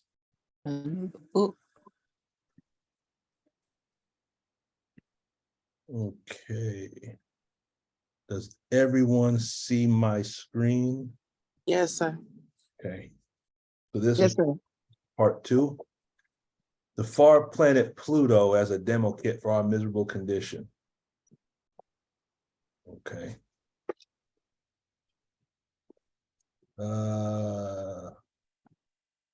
So we start out, it says this book, talking about the problem book, teaches the lost foundation of Islam a thorough knowledge of our miserable state of condition in a mathematical way when we were found by our Savior, W.D. Fard. And when you look at the word way, one of the definitions for the word way is a course, such as a series of actions or sequence of events leading in a direction or toward an objective, a manner or method of doing or happening. Now, my way of perceiving this is if he's showing us our miserable condition in a mathematical way, then the mathematics is being used from the standpoint of the tech as a demo kit. Everything, and some of you might say, well, he uses that term a lot. Demo kit and parable are 2 words that correspond exactly. So in using the language of the tech, the demo kit is nothing more than a 3-dimensional or 2-dimensional representation of an unseen aspect, concept, of quality. Does that make sense? Yes, sir. Okay, so we're looking at mathematics to describe, to give us a better understanding of our miserable condition. When we look at the information that's provided in the problem book, part of our assignment is, now for example, problem number 24 deals with the planet Pluto. The data about Pluto is limited because the scientists of this world, their data is incorrect. Does that make sense? Yes, sir. Okay, so the only stable data we have about Pluto is what has been provided to us through the teaching of Most High Elijah Muhammad. However, there is other information out there that might give us some insight as to some aspects of Pluto that we might be able to use to understand aspects of ourselves. Does that make sense? Yes, sir.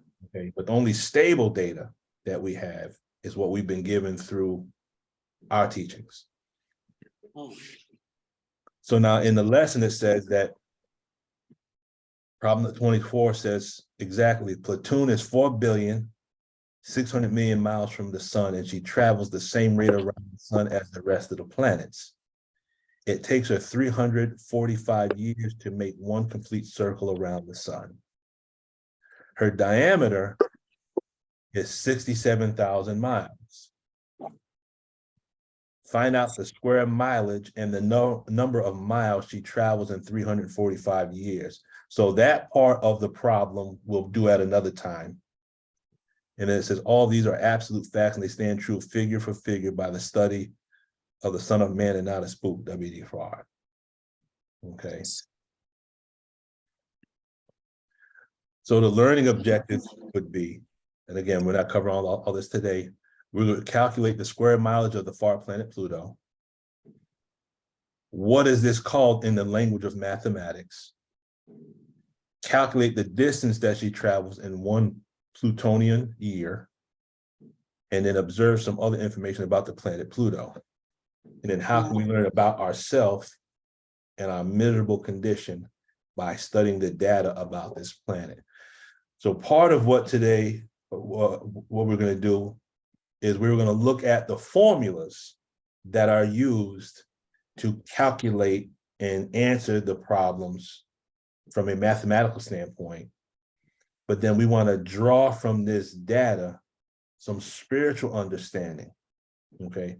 Use it to understand more about our mathematical theology. Does that make sense? Come on now. Yes, sir. Because when you look at mathematical theology, if you clear those two terms, mathematics is the study of numbers, their operations, axioms, postulates, properties, theorems, and theology is the study of the nature of God, the concept of spirituality, and God's relationship to man. Does that make sense? Yes, sir. So a mathematical theology is the study of the nature of Allah, his relationship to man, and concepts of spirituality through the language of numbers, their operations, their theorems, their axioms. Does that make sense? Yes, sir. Okay.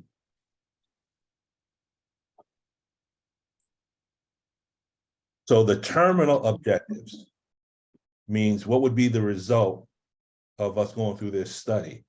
The terminal objective would be that you will be able to calculate the surface area of a sphere if you're given the diameter of that planet. Does that make sense?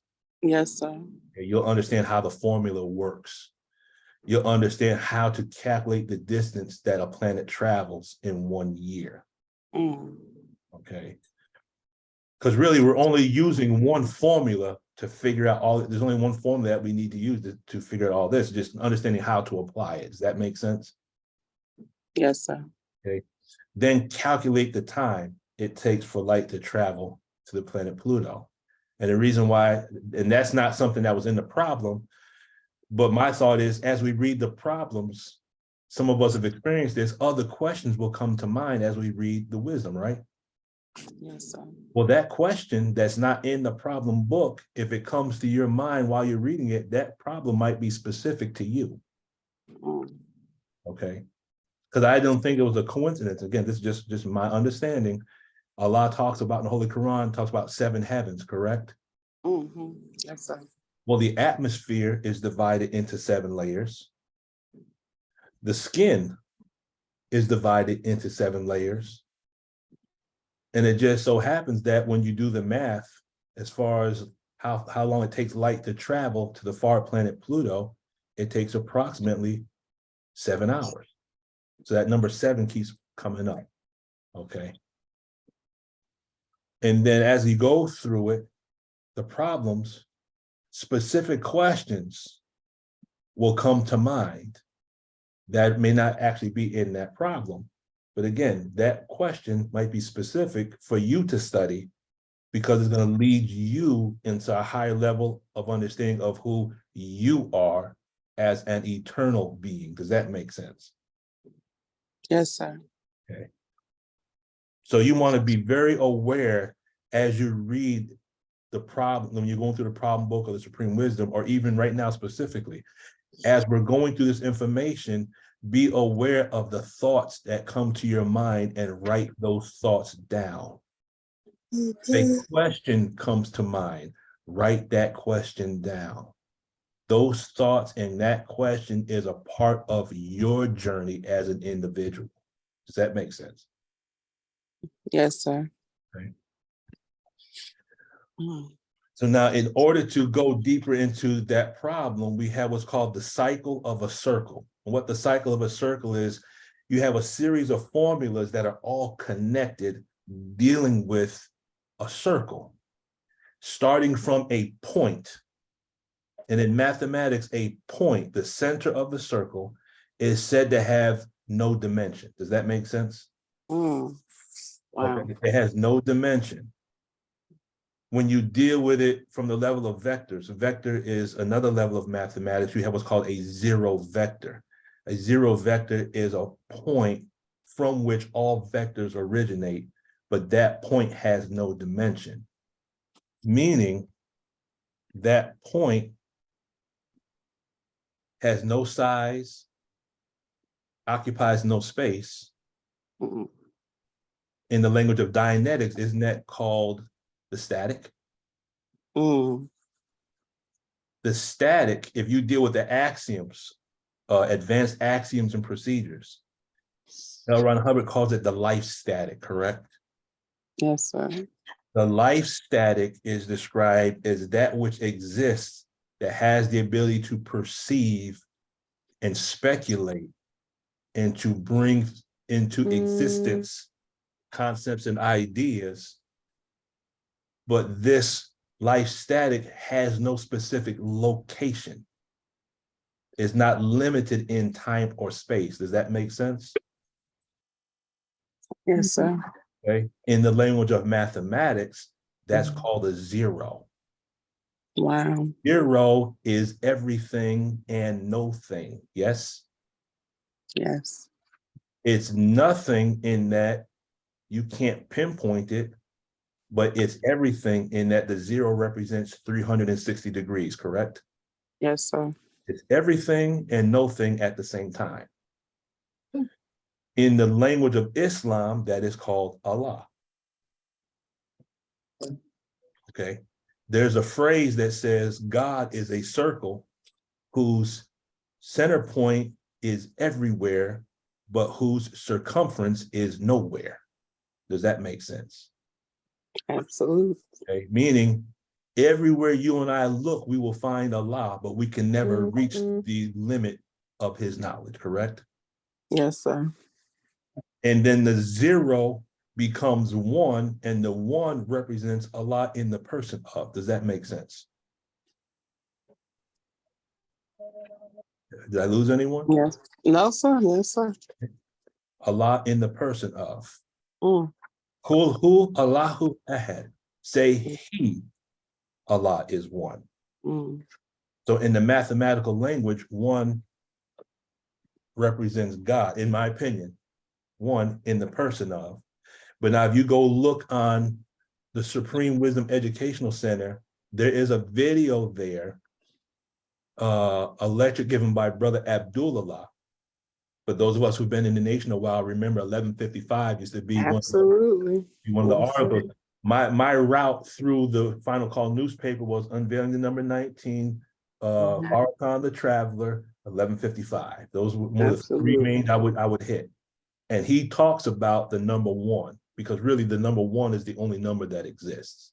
Right. Okay.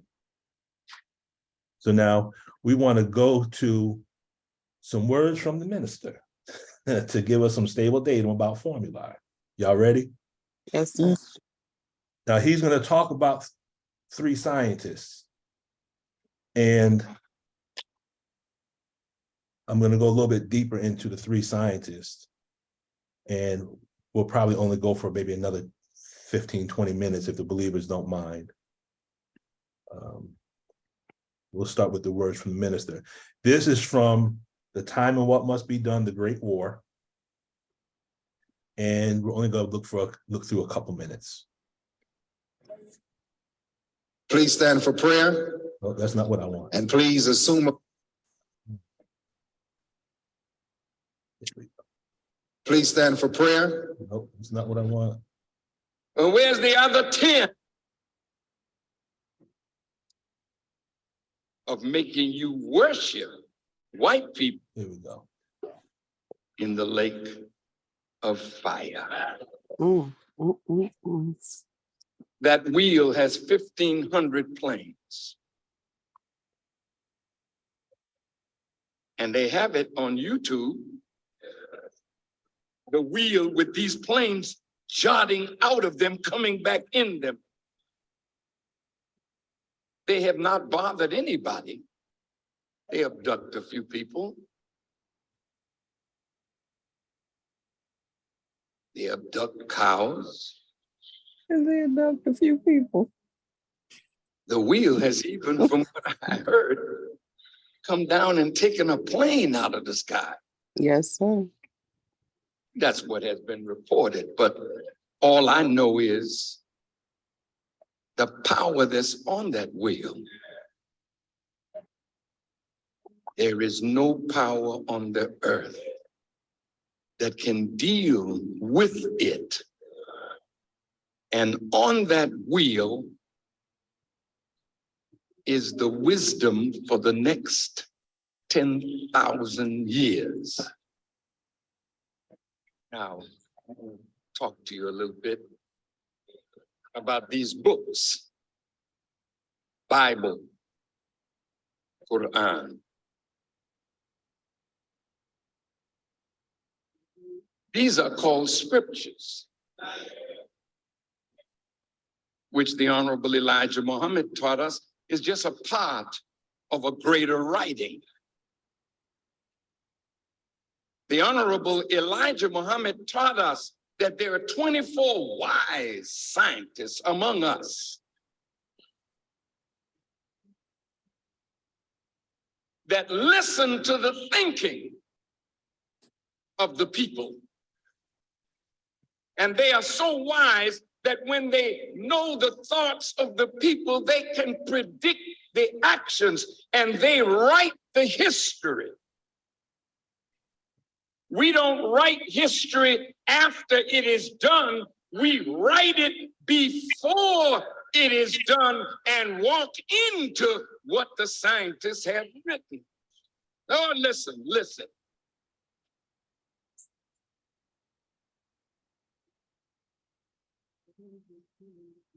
This Quran is just a part of the writing.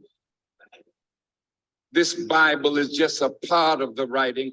And both of these books begin with the making of a people that would rule, disobey God, lose his favor, and create a world in opposition to God.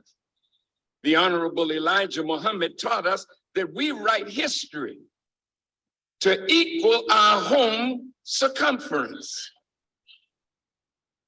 Our home is the earth. It's 24,896 miles in circumference, approximately 25,000 years. So we write our history to last for 25,000 years. We are in the 15,000th year of our history. Well, where's the other 10?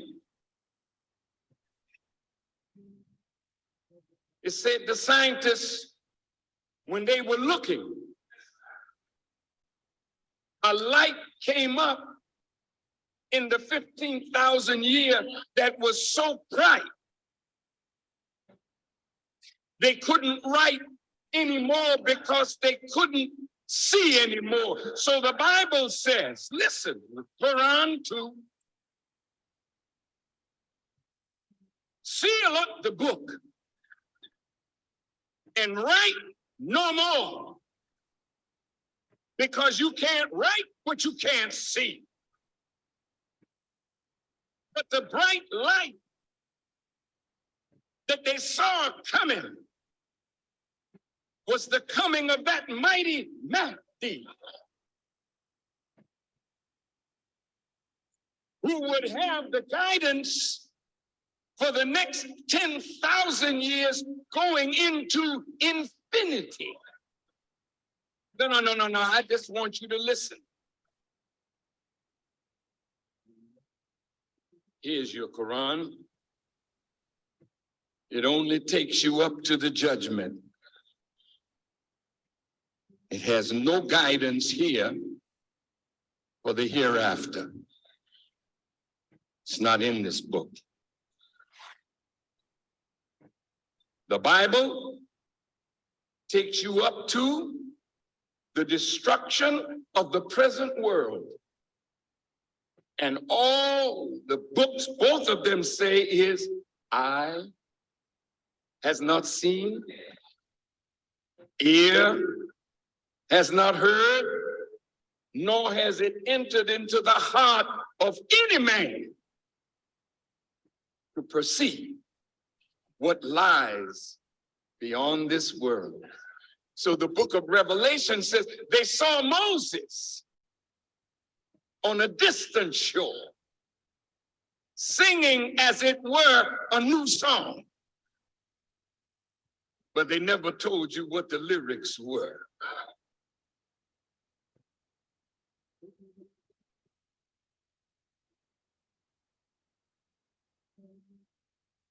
The Honorable Elijah Muhammad said to us that that book, he had a vision of it.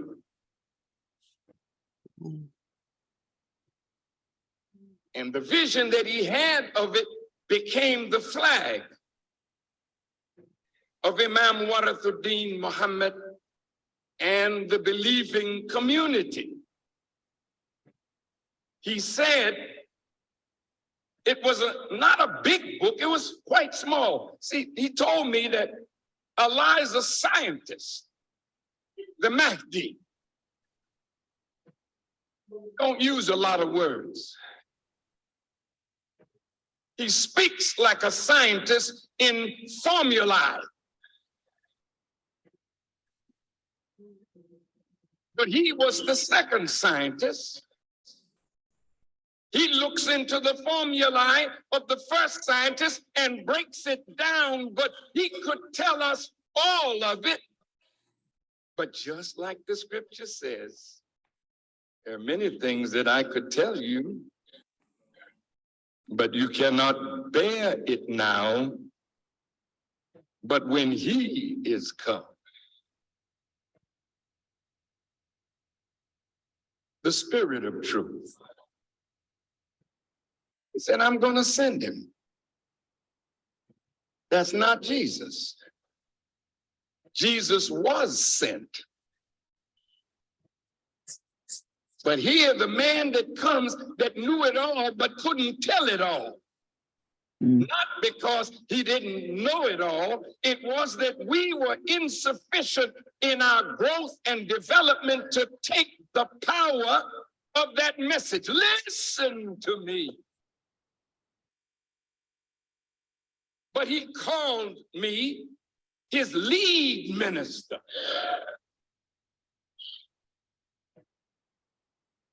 He said I was like a lead wire coming from a generator. None of the little light bulbs are sufficient to take the power directly from the generator because it would blow them. He said, but a man was made for him by Allah that could feed directly from the generator, break it down, the complex truths, so that even a fool would find it hard to make a mistake.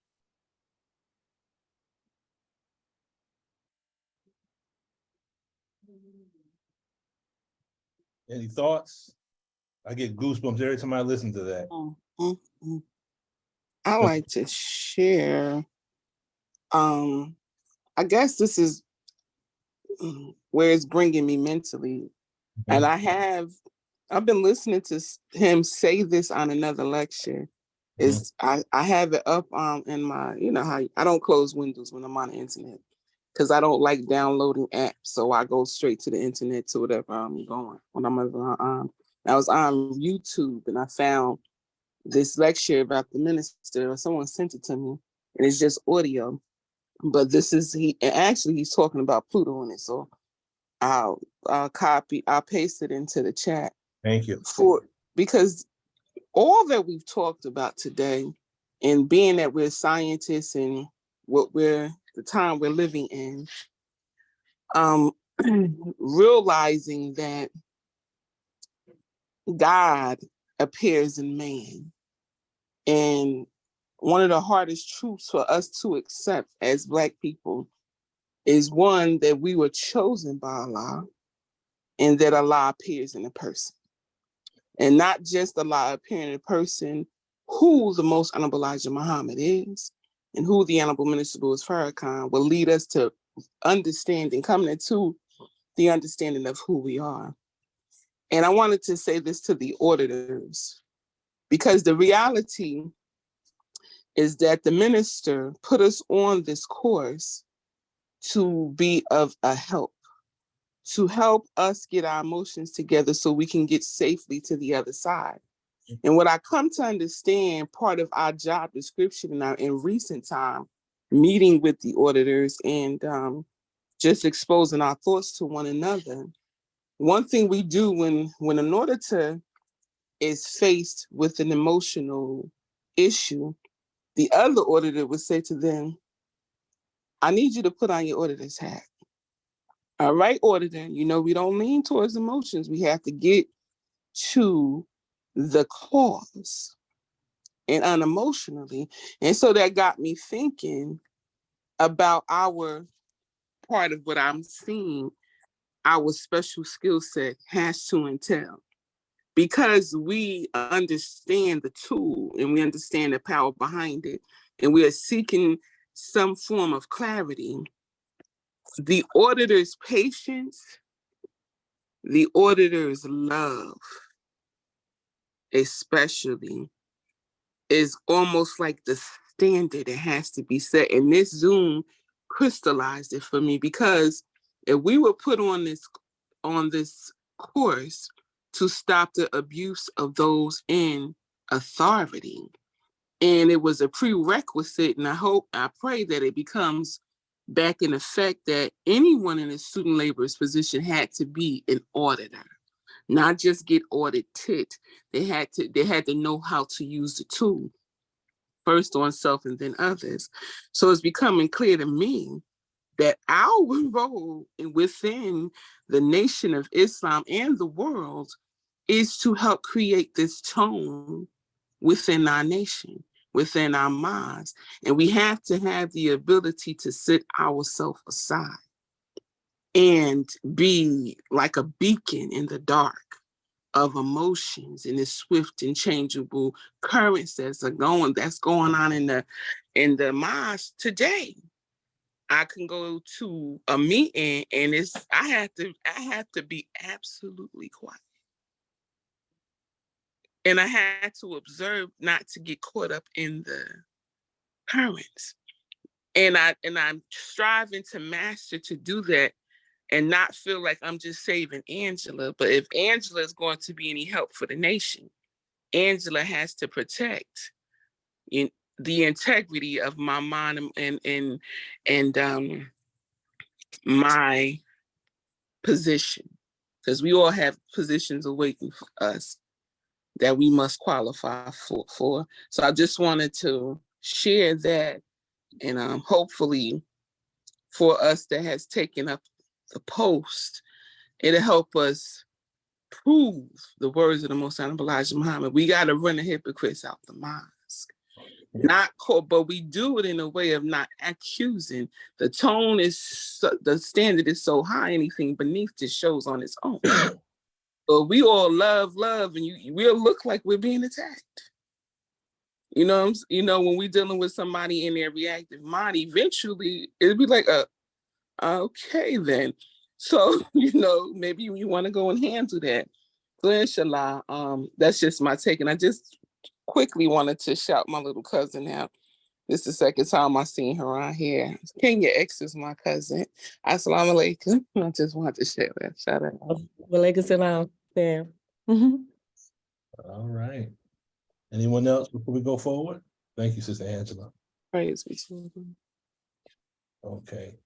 So what I want to do is just, because Wednesday is the day we deal with the mathematics. Again, we're not going to go through all the math today. Time just won't permit it, but just to lay a foundation, perhaps for next week. Sister Tina, go ahead. Yes, sir. I have a question, but I can wait till you finish. No, go ahead. Go ahead. Okay, I have a question on the emotion, and I wanted to know, in either of those two books that you talked about today, does it say that desire is an emotion? And the reason I ask is because in the study guides, the minister, he tells us in the self-improvement study guides that desire feeds the will. Mm-hmm. So, you know, I'm struggling with some things, and you mentioned some of those things today. So desire feeds the will. In Handbook for Pre-Quiz, it speaks on, and Sister Belinda, she spoke on this before.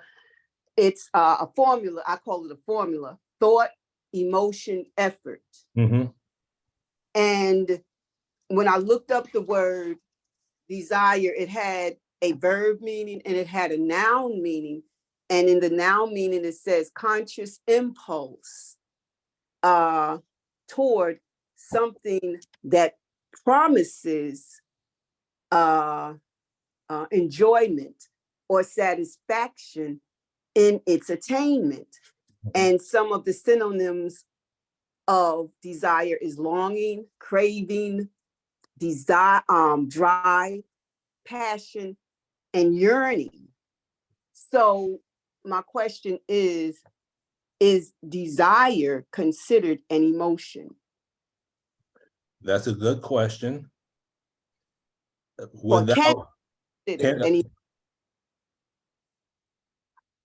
look at how the minister worded. He says, desire feeds the will. And then you use the word impulse, correct? Yes. Now, again, this is just my perception, my opinion, but when you look at the word impulse, the first three letters, the prefix, not the prefix, but the first three letters of impulse is what? Imp. Imp. And what is an imp? Little devil. Little devil. So desire feeds the will. And I look at that from the standpoint, it depends on what it is that we have a desire for. Because if we have a desire for righteousness, then obviously it's not going to be unrighteousness that's feeding that desire. Does that make sense? Right. But if we're doing things that are things we are struggling with, remember we dealt with the coins, COINS? Yes. Compulsions, obsessions, insanity, neurosis, psychoses. Mm-hmm. Okay, when we're dealing with desire that feeds that, all the words that you described as synonyms for the word desire, to me, is describing the reactive mind. Mm-hmm. But it doesn't necessarily have to be. No, I would think it depends on what you have a desire for. Right. Let's say you have a desire to make your prayers. Okay. So speaking on the whole entire opposite, you know, you have a desire to make your prayers, but it's difficult. You know, I guess the desire for sleep is overpowering the desire to get up. So I'm trying to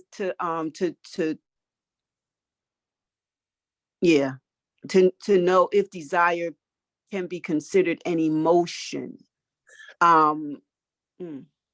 It's a good question, and I think it's one that we need to explore a little bit deeper. And I know me personally, you just gave me another assignment, so I'm gonna explore that because that's interesting.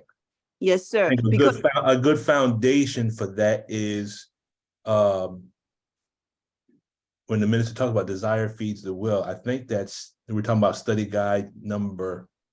starting with study guide number 5, building the will, correct? I'm not quite sure which I believe one it's it is. I believe it's number 5, where he starts to get into 5, 6, and 7, Mhm, deal with those areas. mhm. Um, Yes, but- sir. So I'm gonna dig a little deeper into that one. Yes, sir. And what I noticed, one of the synonyms is yearning. And in the Holy Quran, there's a chapter called Those Who Yearn. See, So, yeah.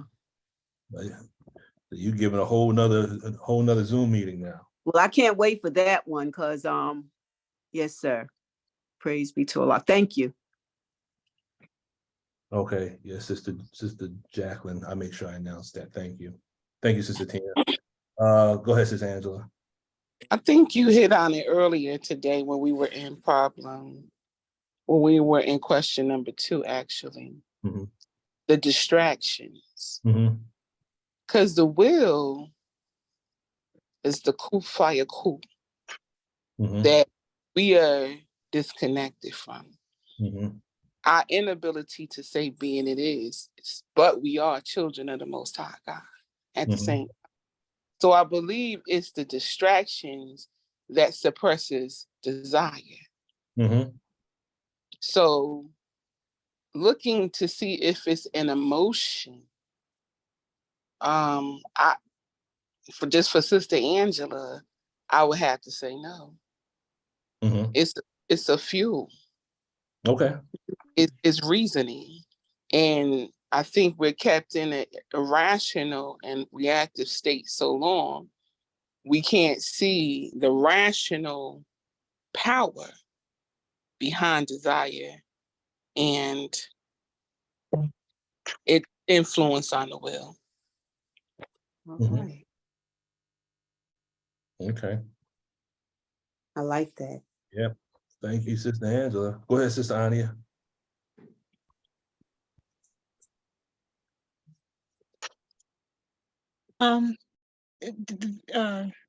A thought just based on Sister Angela's point just now, that would make me agree with her, because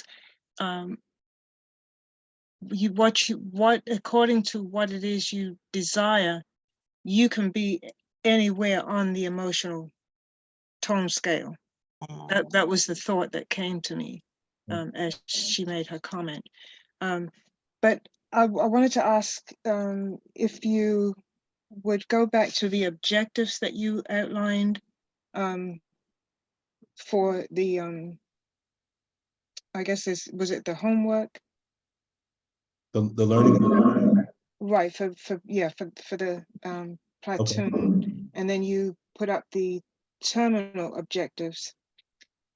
And you mentioned that to look at it from observe some of the information about the planet Platoon.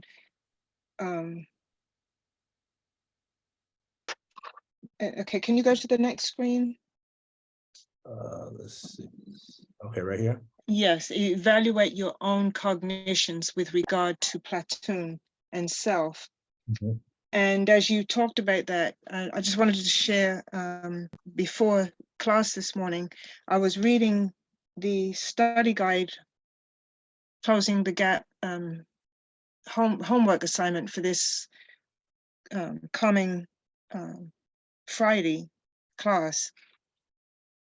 And as I reviewed it, it talked about the glossary. So I read through the glossary and ended up saying, I'm just going to reread the meaning of gap again to try to impress that word, the definition in my mind. And the last part of that definition, it said a wide divergence, difference, or disparity. And so the word that piqued my attention there was disparity. And that in the word disparity was the word parity. Mhm. So again, there's many words that we use and have used for many years, but have never really bothered to or have revisited, looking it up in a dictionary to see exactly what it means. So if we're asked to define it, sometimes we find ourselves without words to define it because we've not thought on it since the word was first introduced to us. And especially if it was introduced to us in our formative years as children or young adults, we've had so much more experience that our understanding of the word sometimes is still stuck in that baby introduction to the word. So I said, okay, well, what I'm seeing here is parity, and what specifically does parity mean? And a simpler definition said that it was the state or condition of being equal, and especially in regarding to status or pay. But then it had another definition that was a mathematical one, and it said the fact of being even or odd. Well, I needed more clarity on that, so I had to look a little deeper, and it went into discussing or explaining that if two numbers are even, then they are said to have parity,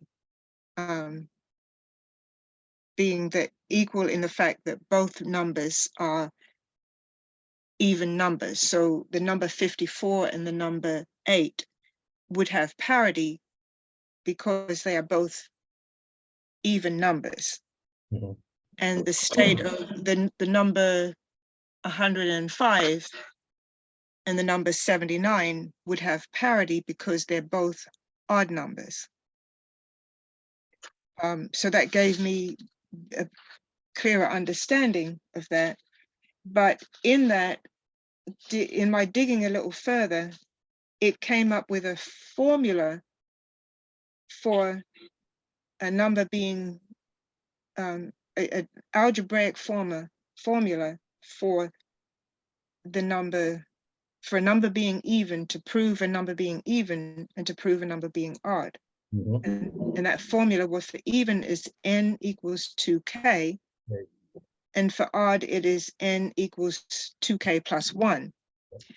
So I started plugging in numbers just to, not just accept it, but prove the point for myself by plugging in numbers, and had a little algebraic math class. And then I said, I'm going to introduce this to Wahed. And so I introduced it to Wahed, and we ended up with a whole big discussion on it. So to me, that proved the point of what you said, evaluate your own cognitions. Yes. With regard to it, because that word disparity jumped out at me, that means that there was something in there for me to study and learn. Whereas that for somebody else, in looking up the definition of the word gap, it could have brought out a different word and developed a different course of study. So I just wanted to share that with the group, because then with what we all individually study, we come back and share those insights with the group, and we all grow from that. So. Yes, ma'am. Yes, ma'am. That I got chills just as you were describing, because that was something I had to deal with last semester, because the concept of parity was one of the major things that we had to go through. In the class was talking about mathematical proofs. And one of the first things they do to teach you about the mathematical proofs is they give you a certain number, and you have to go through these proofs to see if, is it possible that this number could be even? If you have to go through all these steps to see if it follows the rule of n equals 2k, or for odd number, n equals 2k plus 1. So you brought me back on my time track for a minute. And you brought out a real key point. When we look at the problem book, and this is one thing that L. Ron Hubbard actually talks about in the Student Hat Tech, that when you come across a concept, it's not necessarily to memorize the concept, but he says, study everything you can about that concept, and the underlying meaning will come to the surface. So for you, look at the journey it took you on. And then how much case gain did you get just by studying that information? Did you get a lot of case gain? Lots and lots of it. Okay. Yes, yes, sir. So by getting back that case gain, what that actually does is, in the language of the tech of Dianetics and Science of Survival, you got back attention units. By gaining back those attention units, that means you gain back more of your theta. And by gaining back more of your theta, if you translate that into the language of our Islam, that just brought you further on your journey towards Allah, because that's the whole purpose of living, right? To become one with our Creator. Is that what we're supposed to do? Yes, sir. Yes, sir. And of course it brought up from the Quran, Surah 89, Al-Fajr, the daybreak, which says, in the name of Allah, the Beneficent, the Merciful, by the daybreak and the 10 nights, and the even and the odd. So is it, that's another exploratory journey right there, to see more meaning and how parity would fit into that right there. Well, I'll give you an assignment, Sister Nadia. Oh no. Because by the even and the odd, okay, and if you look at the word by, it means through the agency of. There's something in mathematics and computer science called a checksum. Have you ever heard that before, a checksum? No, sir. A checksum, when the way computers work, if I'm transmitting data from one point to another, a checksum is something that's in the program that converts the message into numbers. And that's sending the information. And then the receiver of the information, they use the checksum, and it's something that's built into the program to make sure that the message that was sent is exactly the one that was received. Does that make sense? Oh, yes, sir. Okay. It sounds like you just had a cognition there. What I got from that is the radio in the head and how messages are sent. And I guess that pulls into it the Panama Canal, to going through those different locks. Okay. Is that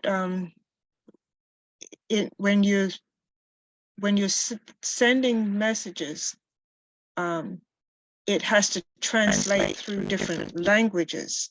Mm-hmm. So it may be uploaded in one language, and then it's converted to another language, in order to travel the distance it has to go.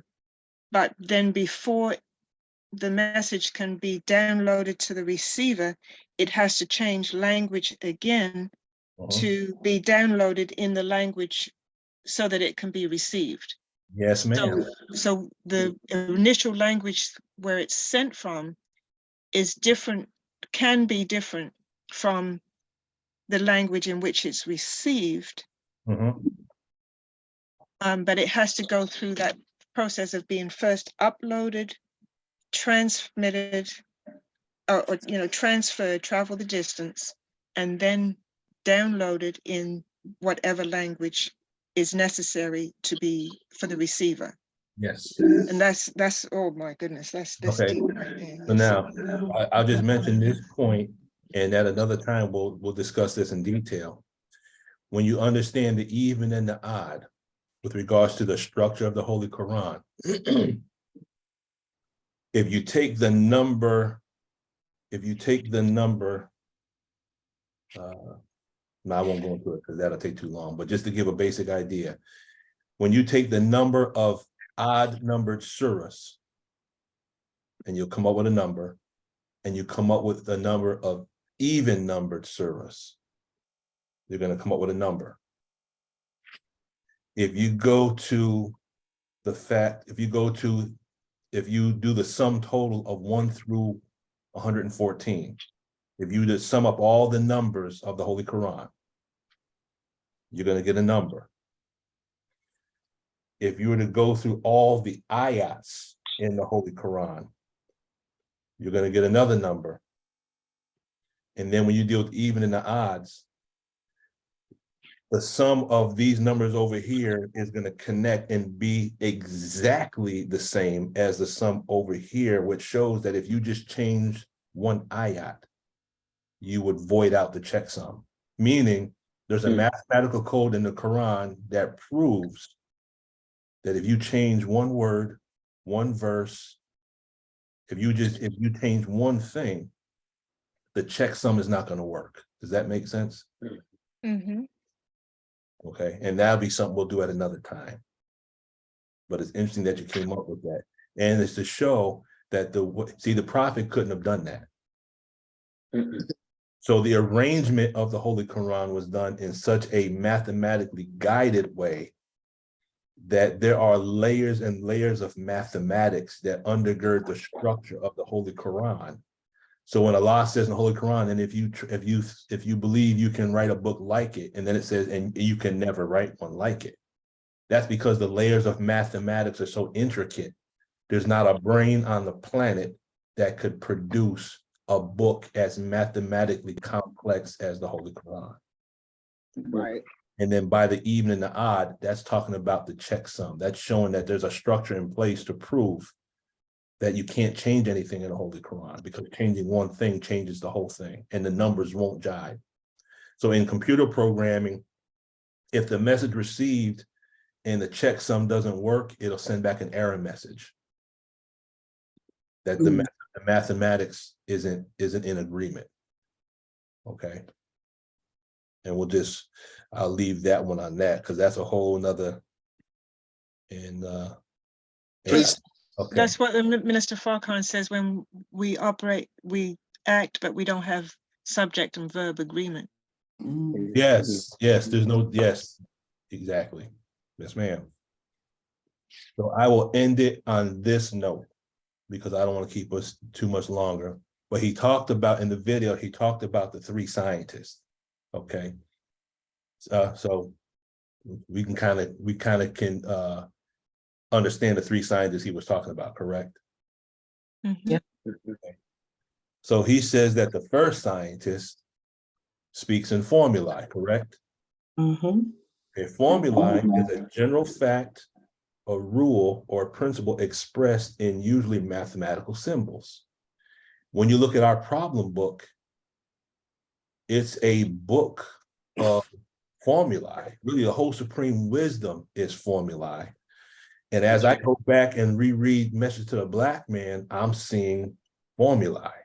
Mm-hmm. When I look at the ministers, when I read the articles, I see formula. I see layered information now. And I'm gonna prove this briefly in the next 5 minutes.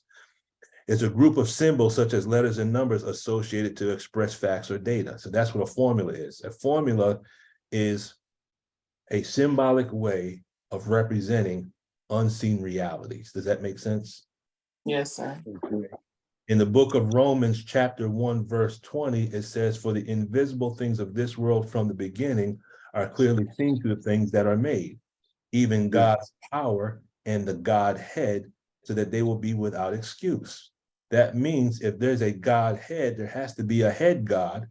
And if there's a head God, there has to be other gods that are under the head God, correct? Yes, sir. You're all gods, children of the Most High God. We're talking about a group of gods under a head God that's connected to the unseen from the very beginning, correct? Y'all with me? Yes, sir. So these children of the Most High God have a connection with the beginning as well, yes? Yes, sir. Okay, so these equations are ways of expressing unseen phenomena through the language of symbols, letters, numbers, coefficients, variables, whatnot. It's a combination of signs in a what's called a logical calculus. And then when you deal with the word calculus, I'm not going into the calculus today, but calculus is the mathematics of change. It's talking about change. Y'all with me? Yes, sir. Okay, so the first scientist speaks in formulae. We'll say that the first scientist is the savior, correct? Yes, sir. So now the first scientist speaks in formulae. Well, the second scientist, the minister says, looks into the formula and breaks it down, correct? Yes, sir. Okay, so now in the language of calculus, when you take an equation, which is also called a function, and all a function is an equation, you provide an input and it produces an output. Does that make sense? Yes, sir. Okay, now here's another key point. From the standpoint of Arabic, the name Fard comes from the root word farad. And in one of the definitions, it means first one of a pair. Okay, so just from the Arabic standpoint, it's describing one who comes, but who's going to be bringing another. Does that make sense? Yes, sir. That's what the word means in Arabic, first of a pair. So now in the language of calculus, when you break down a formula or a function, that's called differentiation. And it's also called calculating what's called the first derivative. Now, some of this stuff probably doesn't make any sense. That's fine. Within the next year, the goal is everyone's going to be doing calculus. Next year or two, we're going to be doing trig and all these things.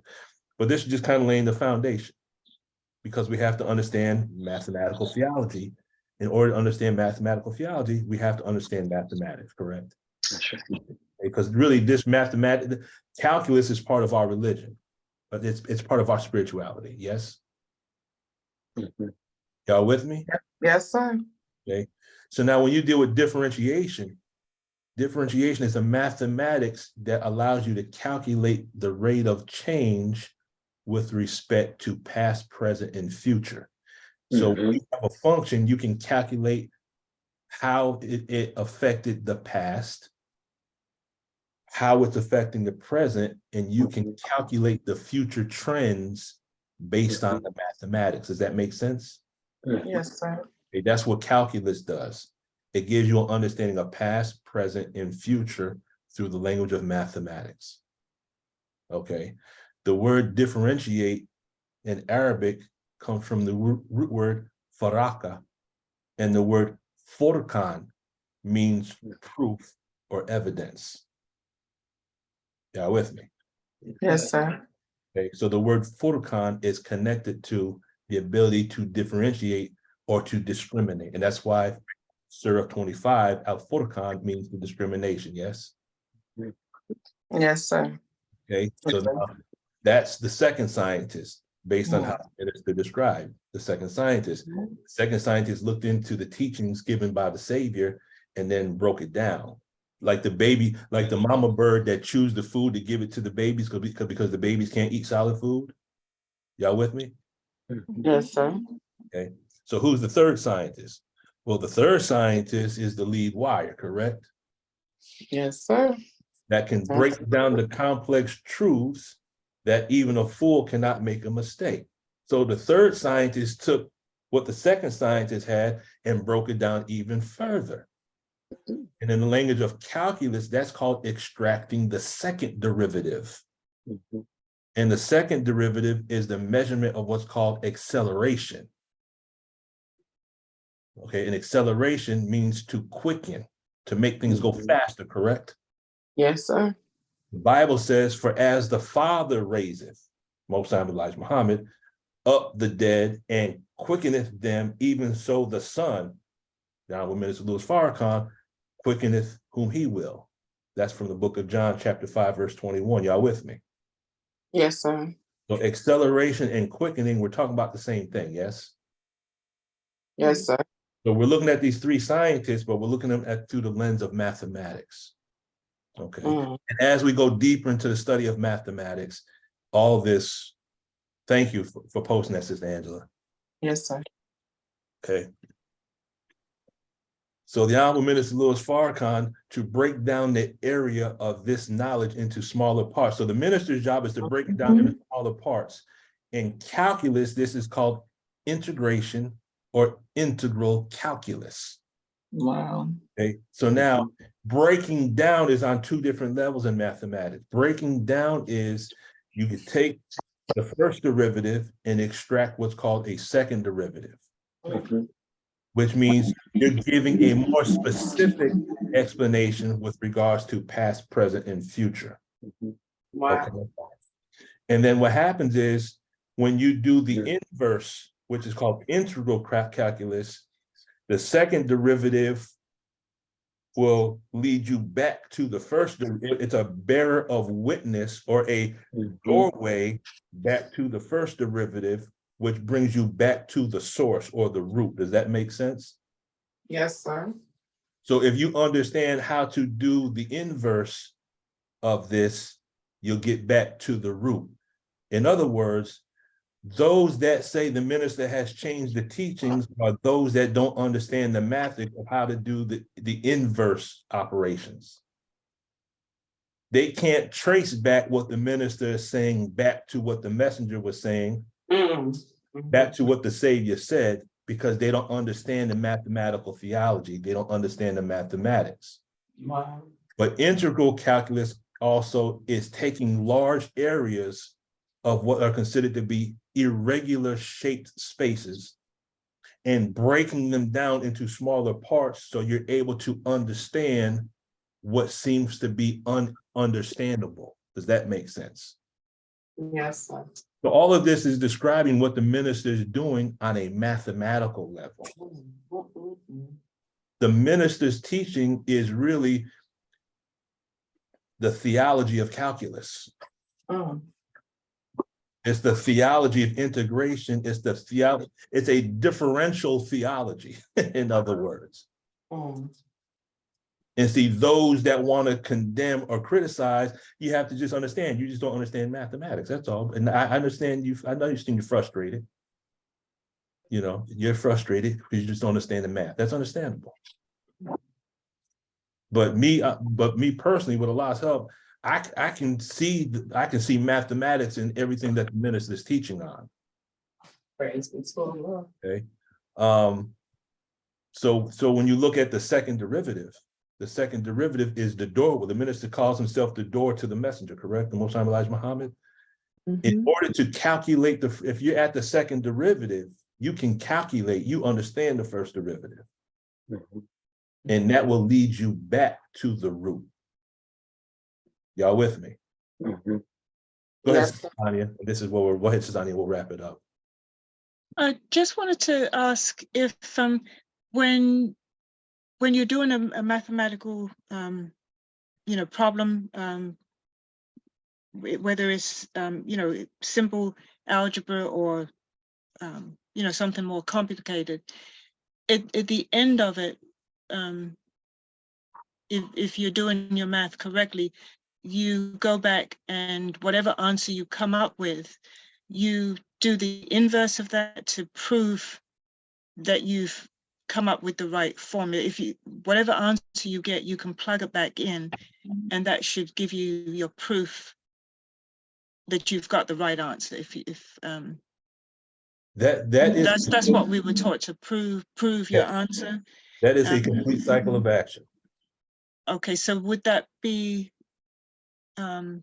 similar to what you've got here, as the integral calculus is the inverse of differentiation? Because just like when I did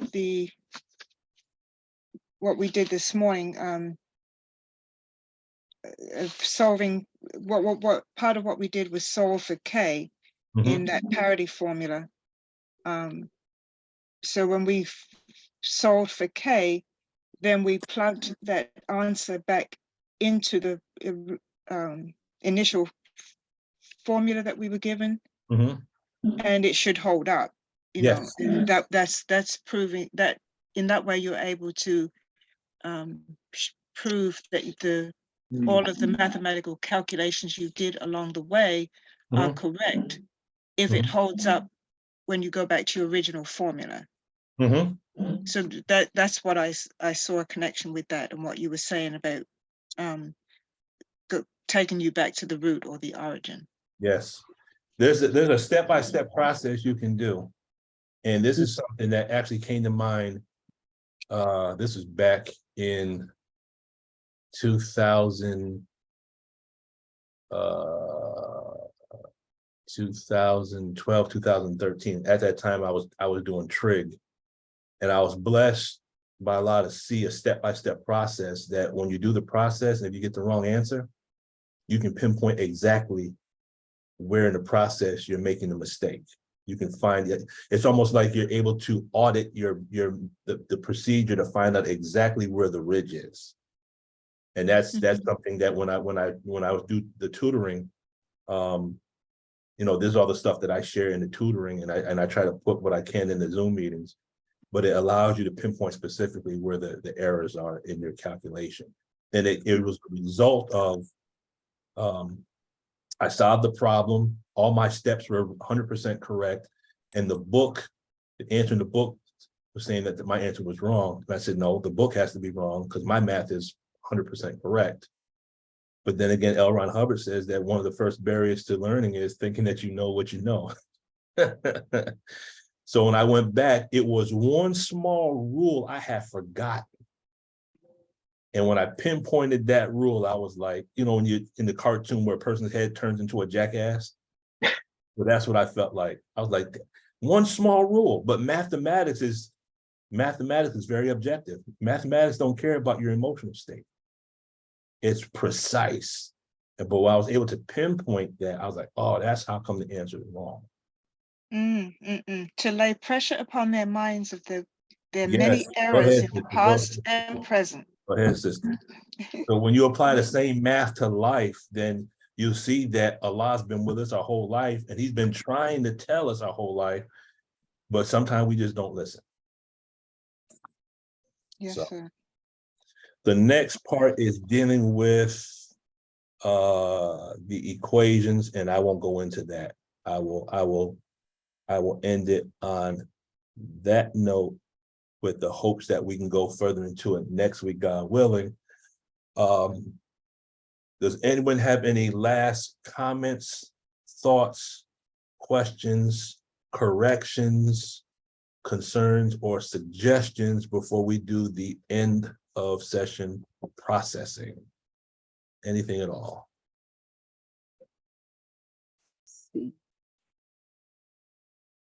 If there's anyone that has shown a desire to get back into your extension courses that have not received anything as of yet, I have forwarded certain names of information I've received to get people back on course for the Dianetics. If you have submitted your name and information to me and have not received anything yet, please send me an email so I can go back and double check as to why you haven't received anything as of yet. Go ahead, brother Wadub.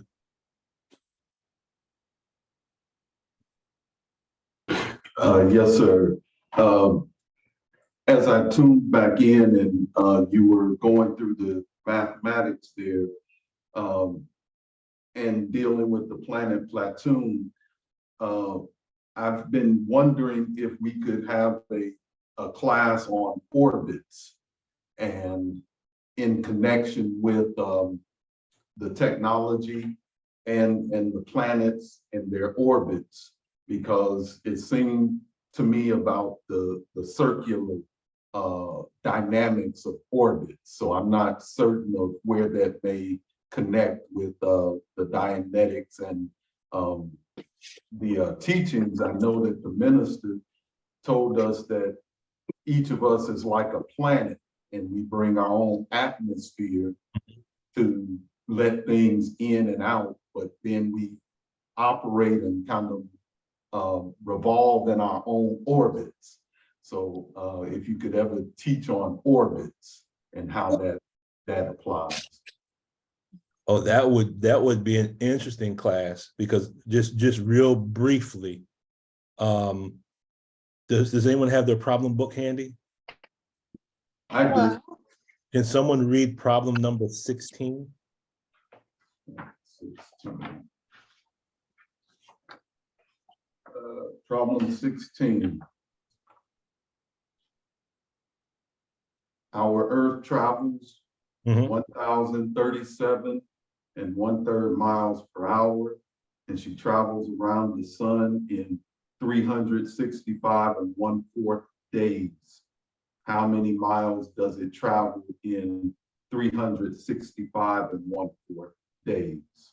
Okay, so now that is something we can look at mathematically. And again, we'll do that at another time. But if you think outside the box, as you read the problem, here's what I want us to do.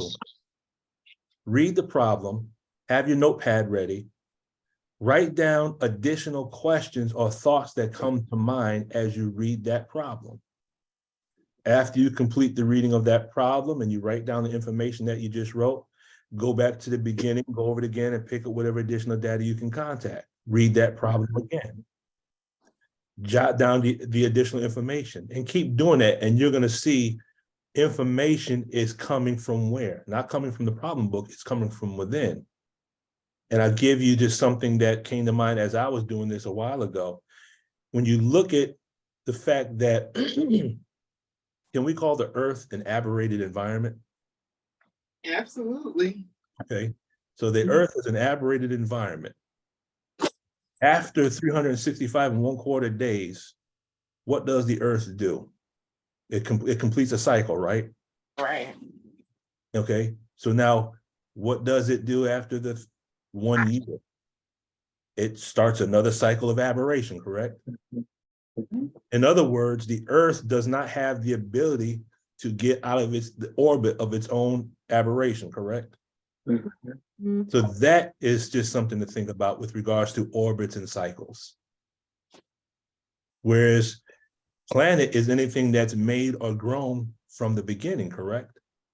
Yes, sir. So couldn't a planet, based on the definition of made or grown from the beginning, be connected to the aberrated mind? Couldn't it be a planet? Yes, sir. Okay, so then the basic, wouldn't that be the focal point of its orbit? Or the axis upon which that planet turns? Yes, sir. So then we start using our problem book to gain a deeper understanding of the tech and a deeper understanding of ourselves. What in our life is causing the axis upon which we're rotating in an aberrated way? Because we go through cycles of dramatization, don't we? Yes, sir. When we go through cycles where for me, my axis might be ice cream. Everything's, got to make it real. Right. Yes, sir. I go through my stages where I need potato chips and dip. Why?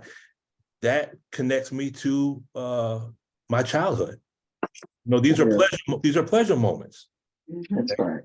But then there's some things that we cycle around that are not pleasure moments. These are moments of pain and discomfort. Yes.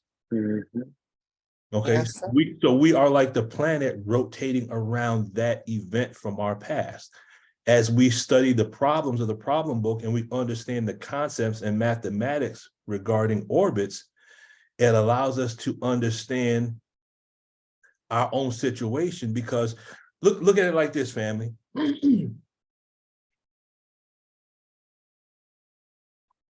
When a child is in utero, and here's the language, and here's the parents fighting, and here's the statements that the father might be making to the mother might be taking father. When the child records that, does the child understand English? No. No, the child doesn't understand English, but the child has recorded the sound, correct? Yes, sir. Okay, so the child has a sound recording, but does not know what the sound means. However, and this is something that Sister Dr. Ava said. She said, when the child is in the womb, and I'm paraphrasing it, and the parents are fighting, the child who was brought into existence based on a pleasurable moment between the parents, is like someone invited to a birthday party, and when they get there, the people don't want them to be there. In other words, the child in utero is receiving the emotions as a result of the fighting between the parents, those emotions are going into the child, correct? Yes, sir. So now that emotional state is connected to a sound, which the child doesn't know the translation of that sound because the child doesn't know English. So now we have what? We have an engram because we have a circuit, we have a moment of pain, but then we have the secondary, which is the emotion connected to that phrase, which we don't understand, correct? Mm-hmm. Yes, sir. Okay, so then at a certain time, when the child is born and learns English and hears that statement, what happens? Isn't that the key in? That's right. Okay, that's the key. Now, let's take this and flip it on another level. If mathematics is our nature, that means contained within us are the principles regarding the measurement of the unseen. Can we agree to that? That's correct.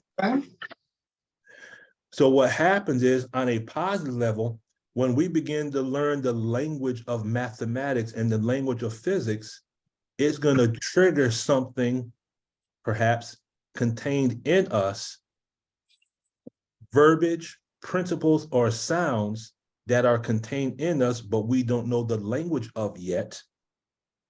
But when we learn the language and we start to clear the words, couldn't that be the same thing on the positive level? Absolutely. At the basic of each of us as an individual from the perspective of knowledge is Allah himself. Yes, sir. The basic of our mathematical theology is Allah, correct? Yes, sir. All of the mathematics of the universe is already programmed in us. We just don't know the language. Oh, come on and teach, man. So we have the sound frequency, we have the frequency of the ancient wisdom, we have the frequency of astrophysics, we have the frequency of trigonometry, we have the frequency in the language. There's a statement in the book called the Analects by Confucius, and they describe something called the way. And the way is the sum total of all principles that exist in the universe. Well, guess what? We are that, are we not? Yes, we are. We just don't know the language. We're like the baby in the womb that has the frequency, but we can't translate the sound into nothing.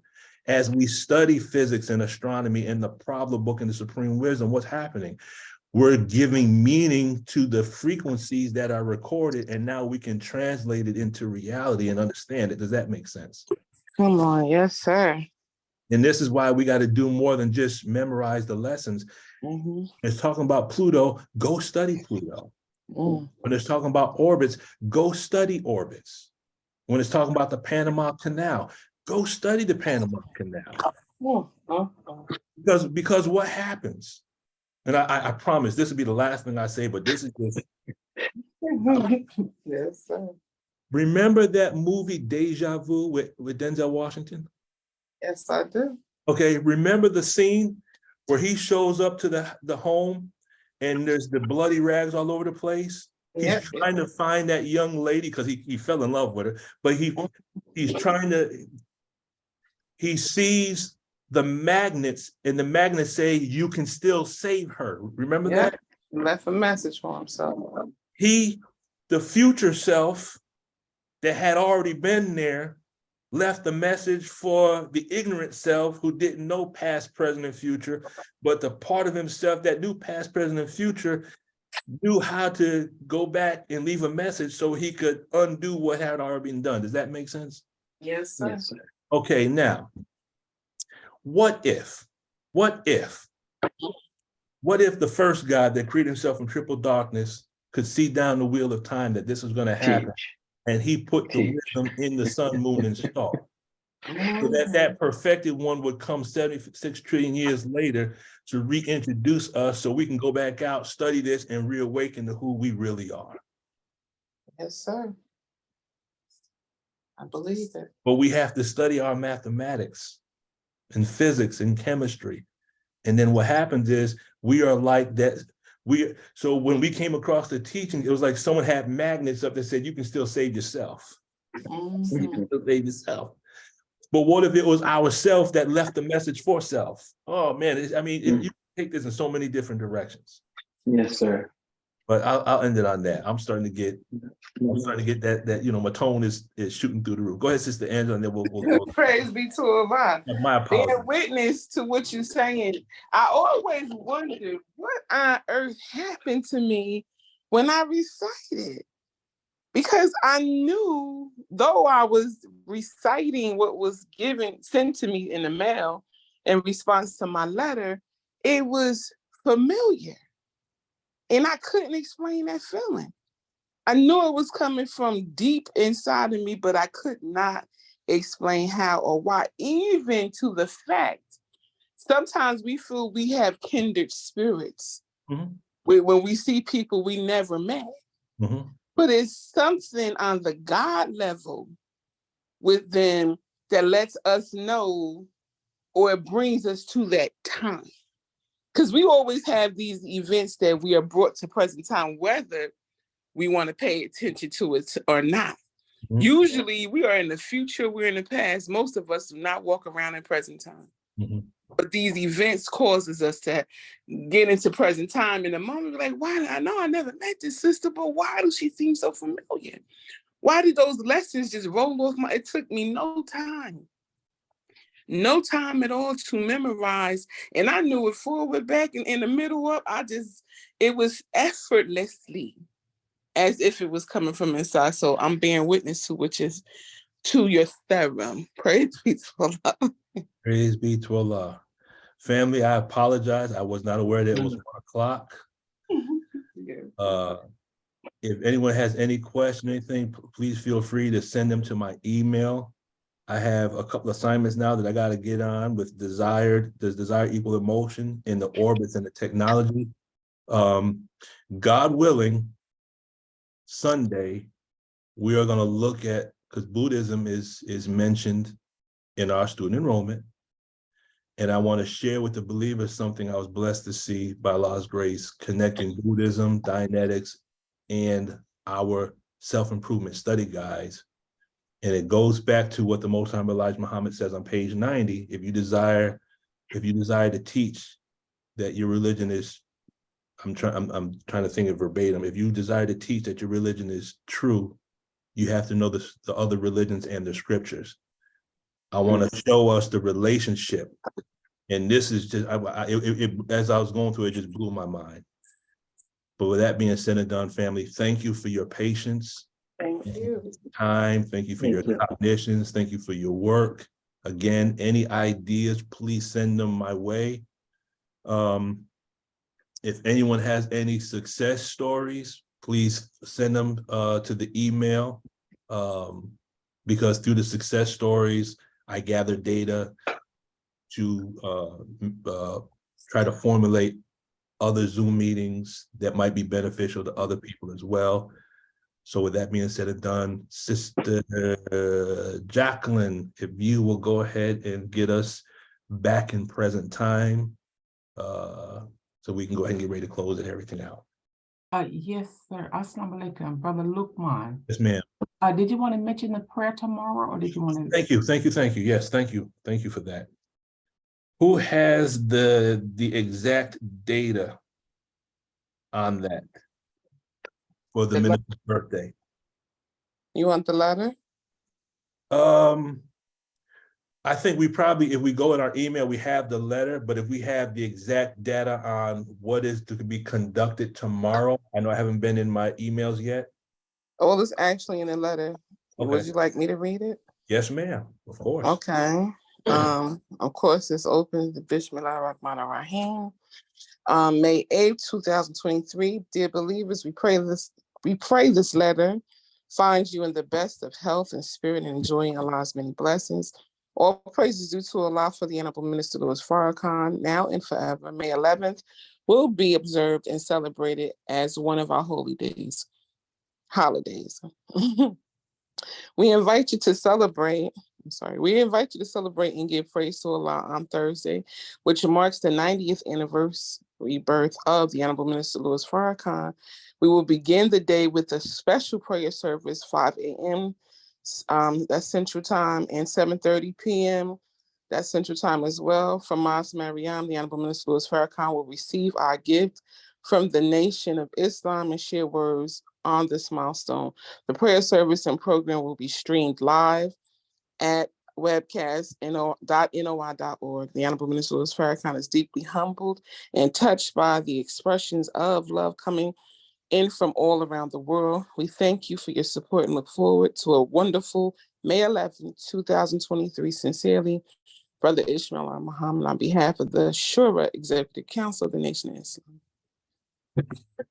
Praise be to Allah. Thank you. Thank you, Sister Angela, for reading that. Thank you, Sister Jacqueline, for the reminder.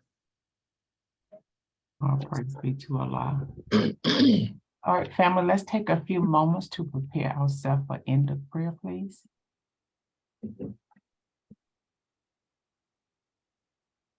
Thank you. Rapidly sketch over the session just ended. Begin.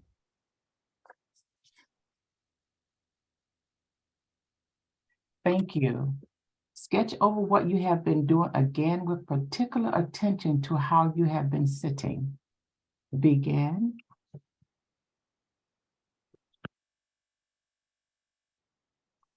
Thank you. Go over the period of the session with regard only to what you have been doing with your hands and things in the exterior world you have heard during this session. Begin.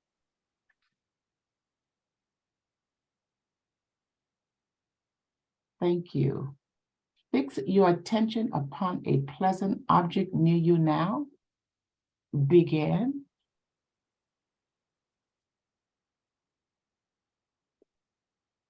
Thank you. And family, let's continue to pray for each member participating in this session and our families and the believers. Also remember to continue to believe and do good. We thank you all for your participation. Turn it back over to you, Brother Lukman. Thank you, Sister Jacqueline. All praise be to Allah. Attention prayer. I seek refuge in Allah from the accursed Satan. In the name of Allah, the Beneficent, the Merciful. All praise is due to Allah, Lord of the worlds, the Beneficent, the Most Merciful. Master of the day of judgment in which we now live, thee alone do we serve, thine aid do we seek. Please, Allah, guide us on the straight path, the path upon whom thou hast bestowed favors, not the path upon whom thy wrath is brought down, nor of those who go astray if they've heard thy teaching. Ameen. Ameen. Assalamu alaikum, family. Walaikum salam, sir. Salam. Walaikum salam. Good session, great session, sir. Great session. Wallah. Whew.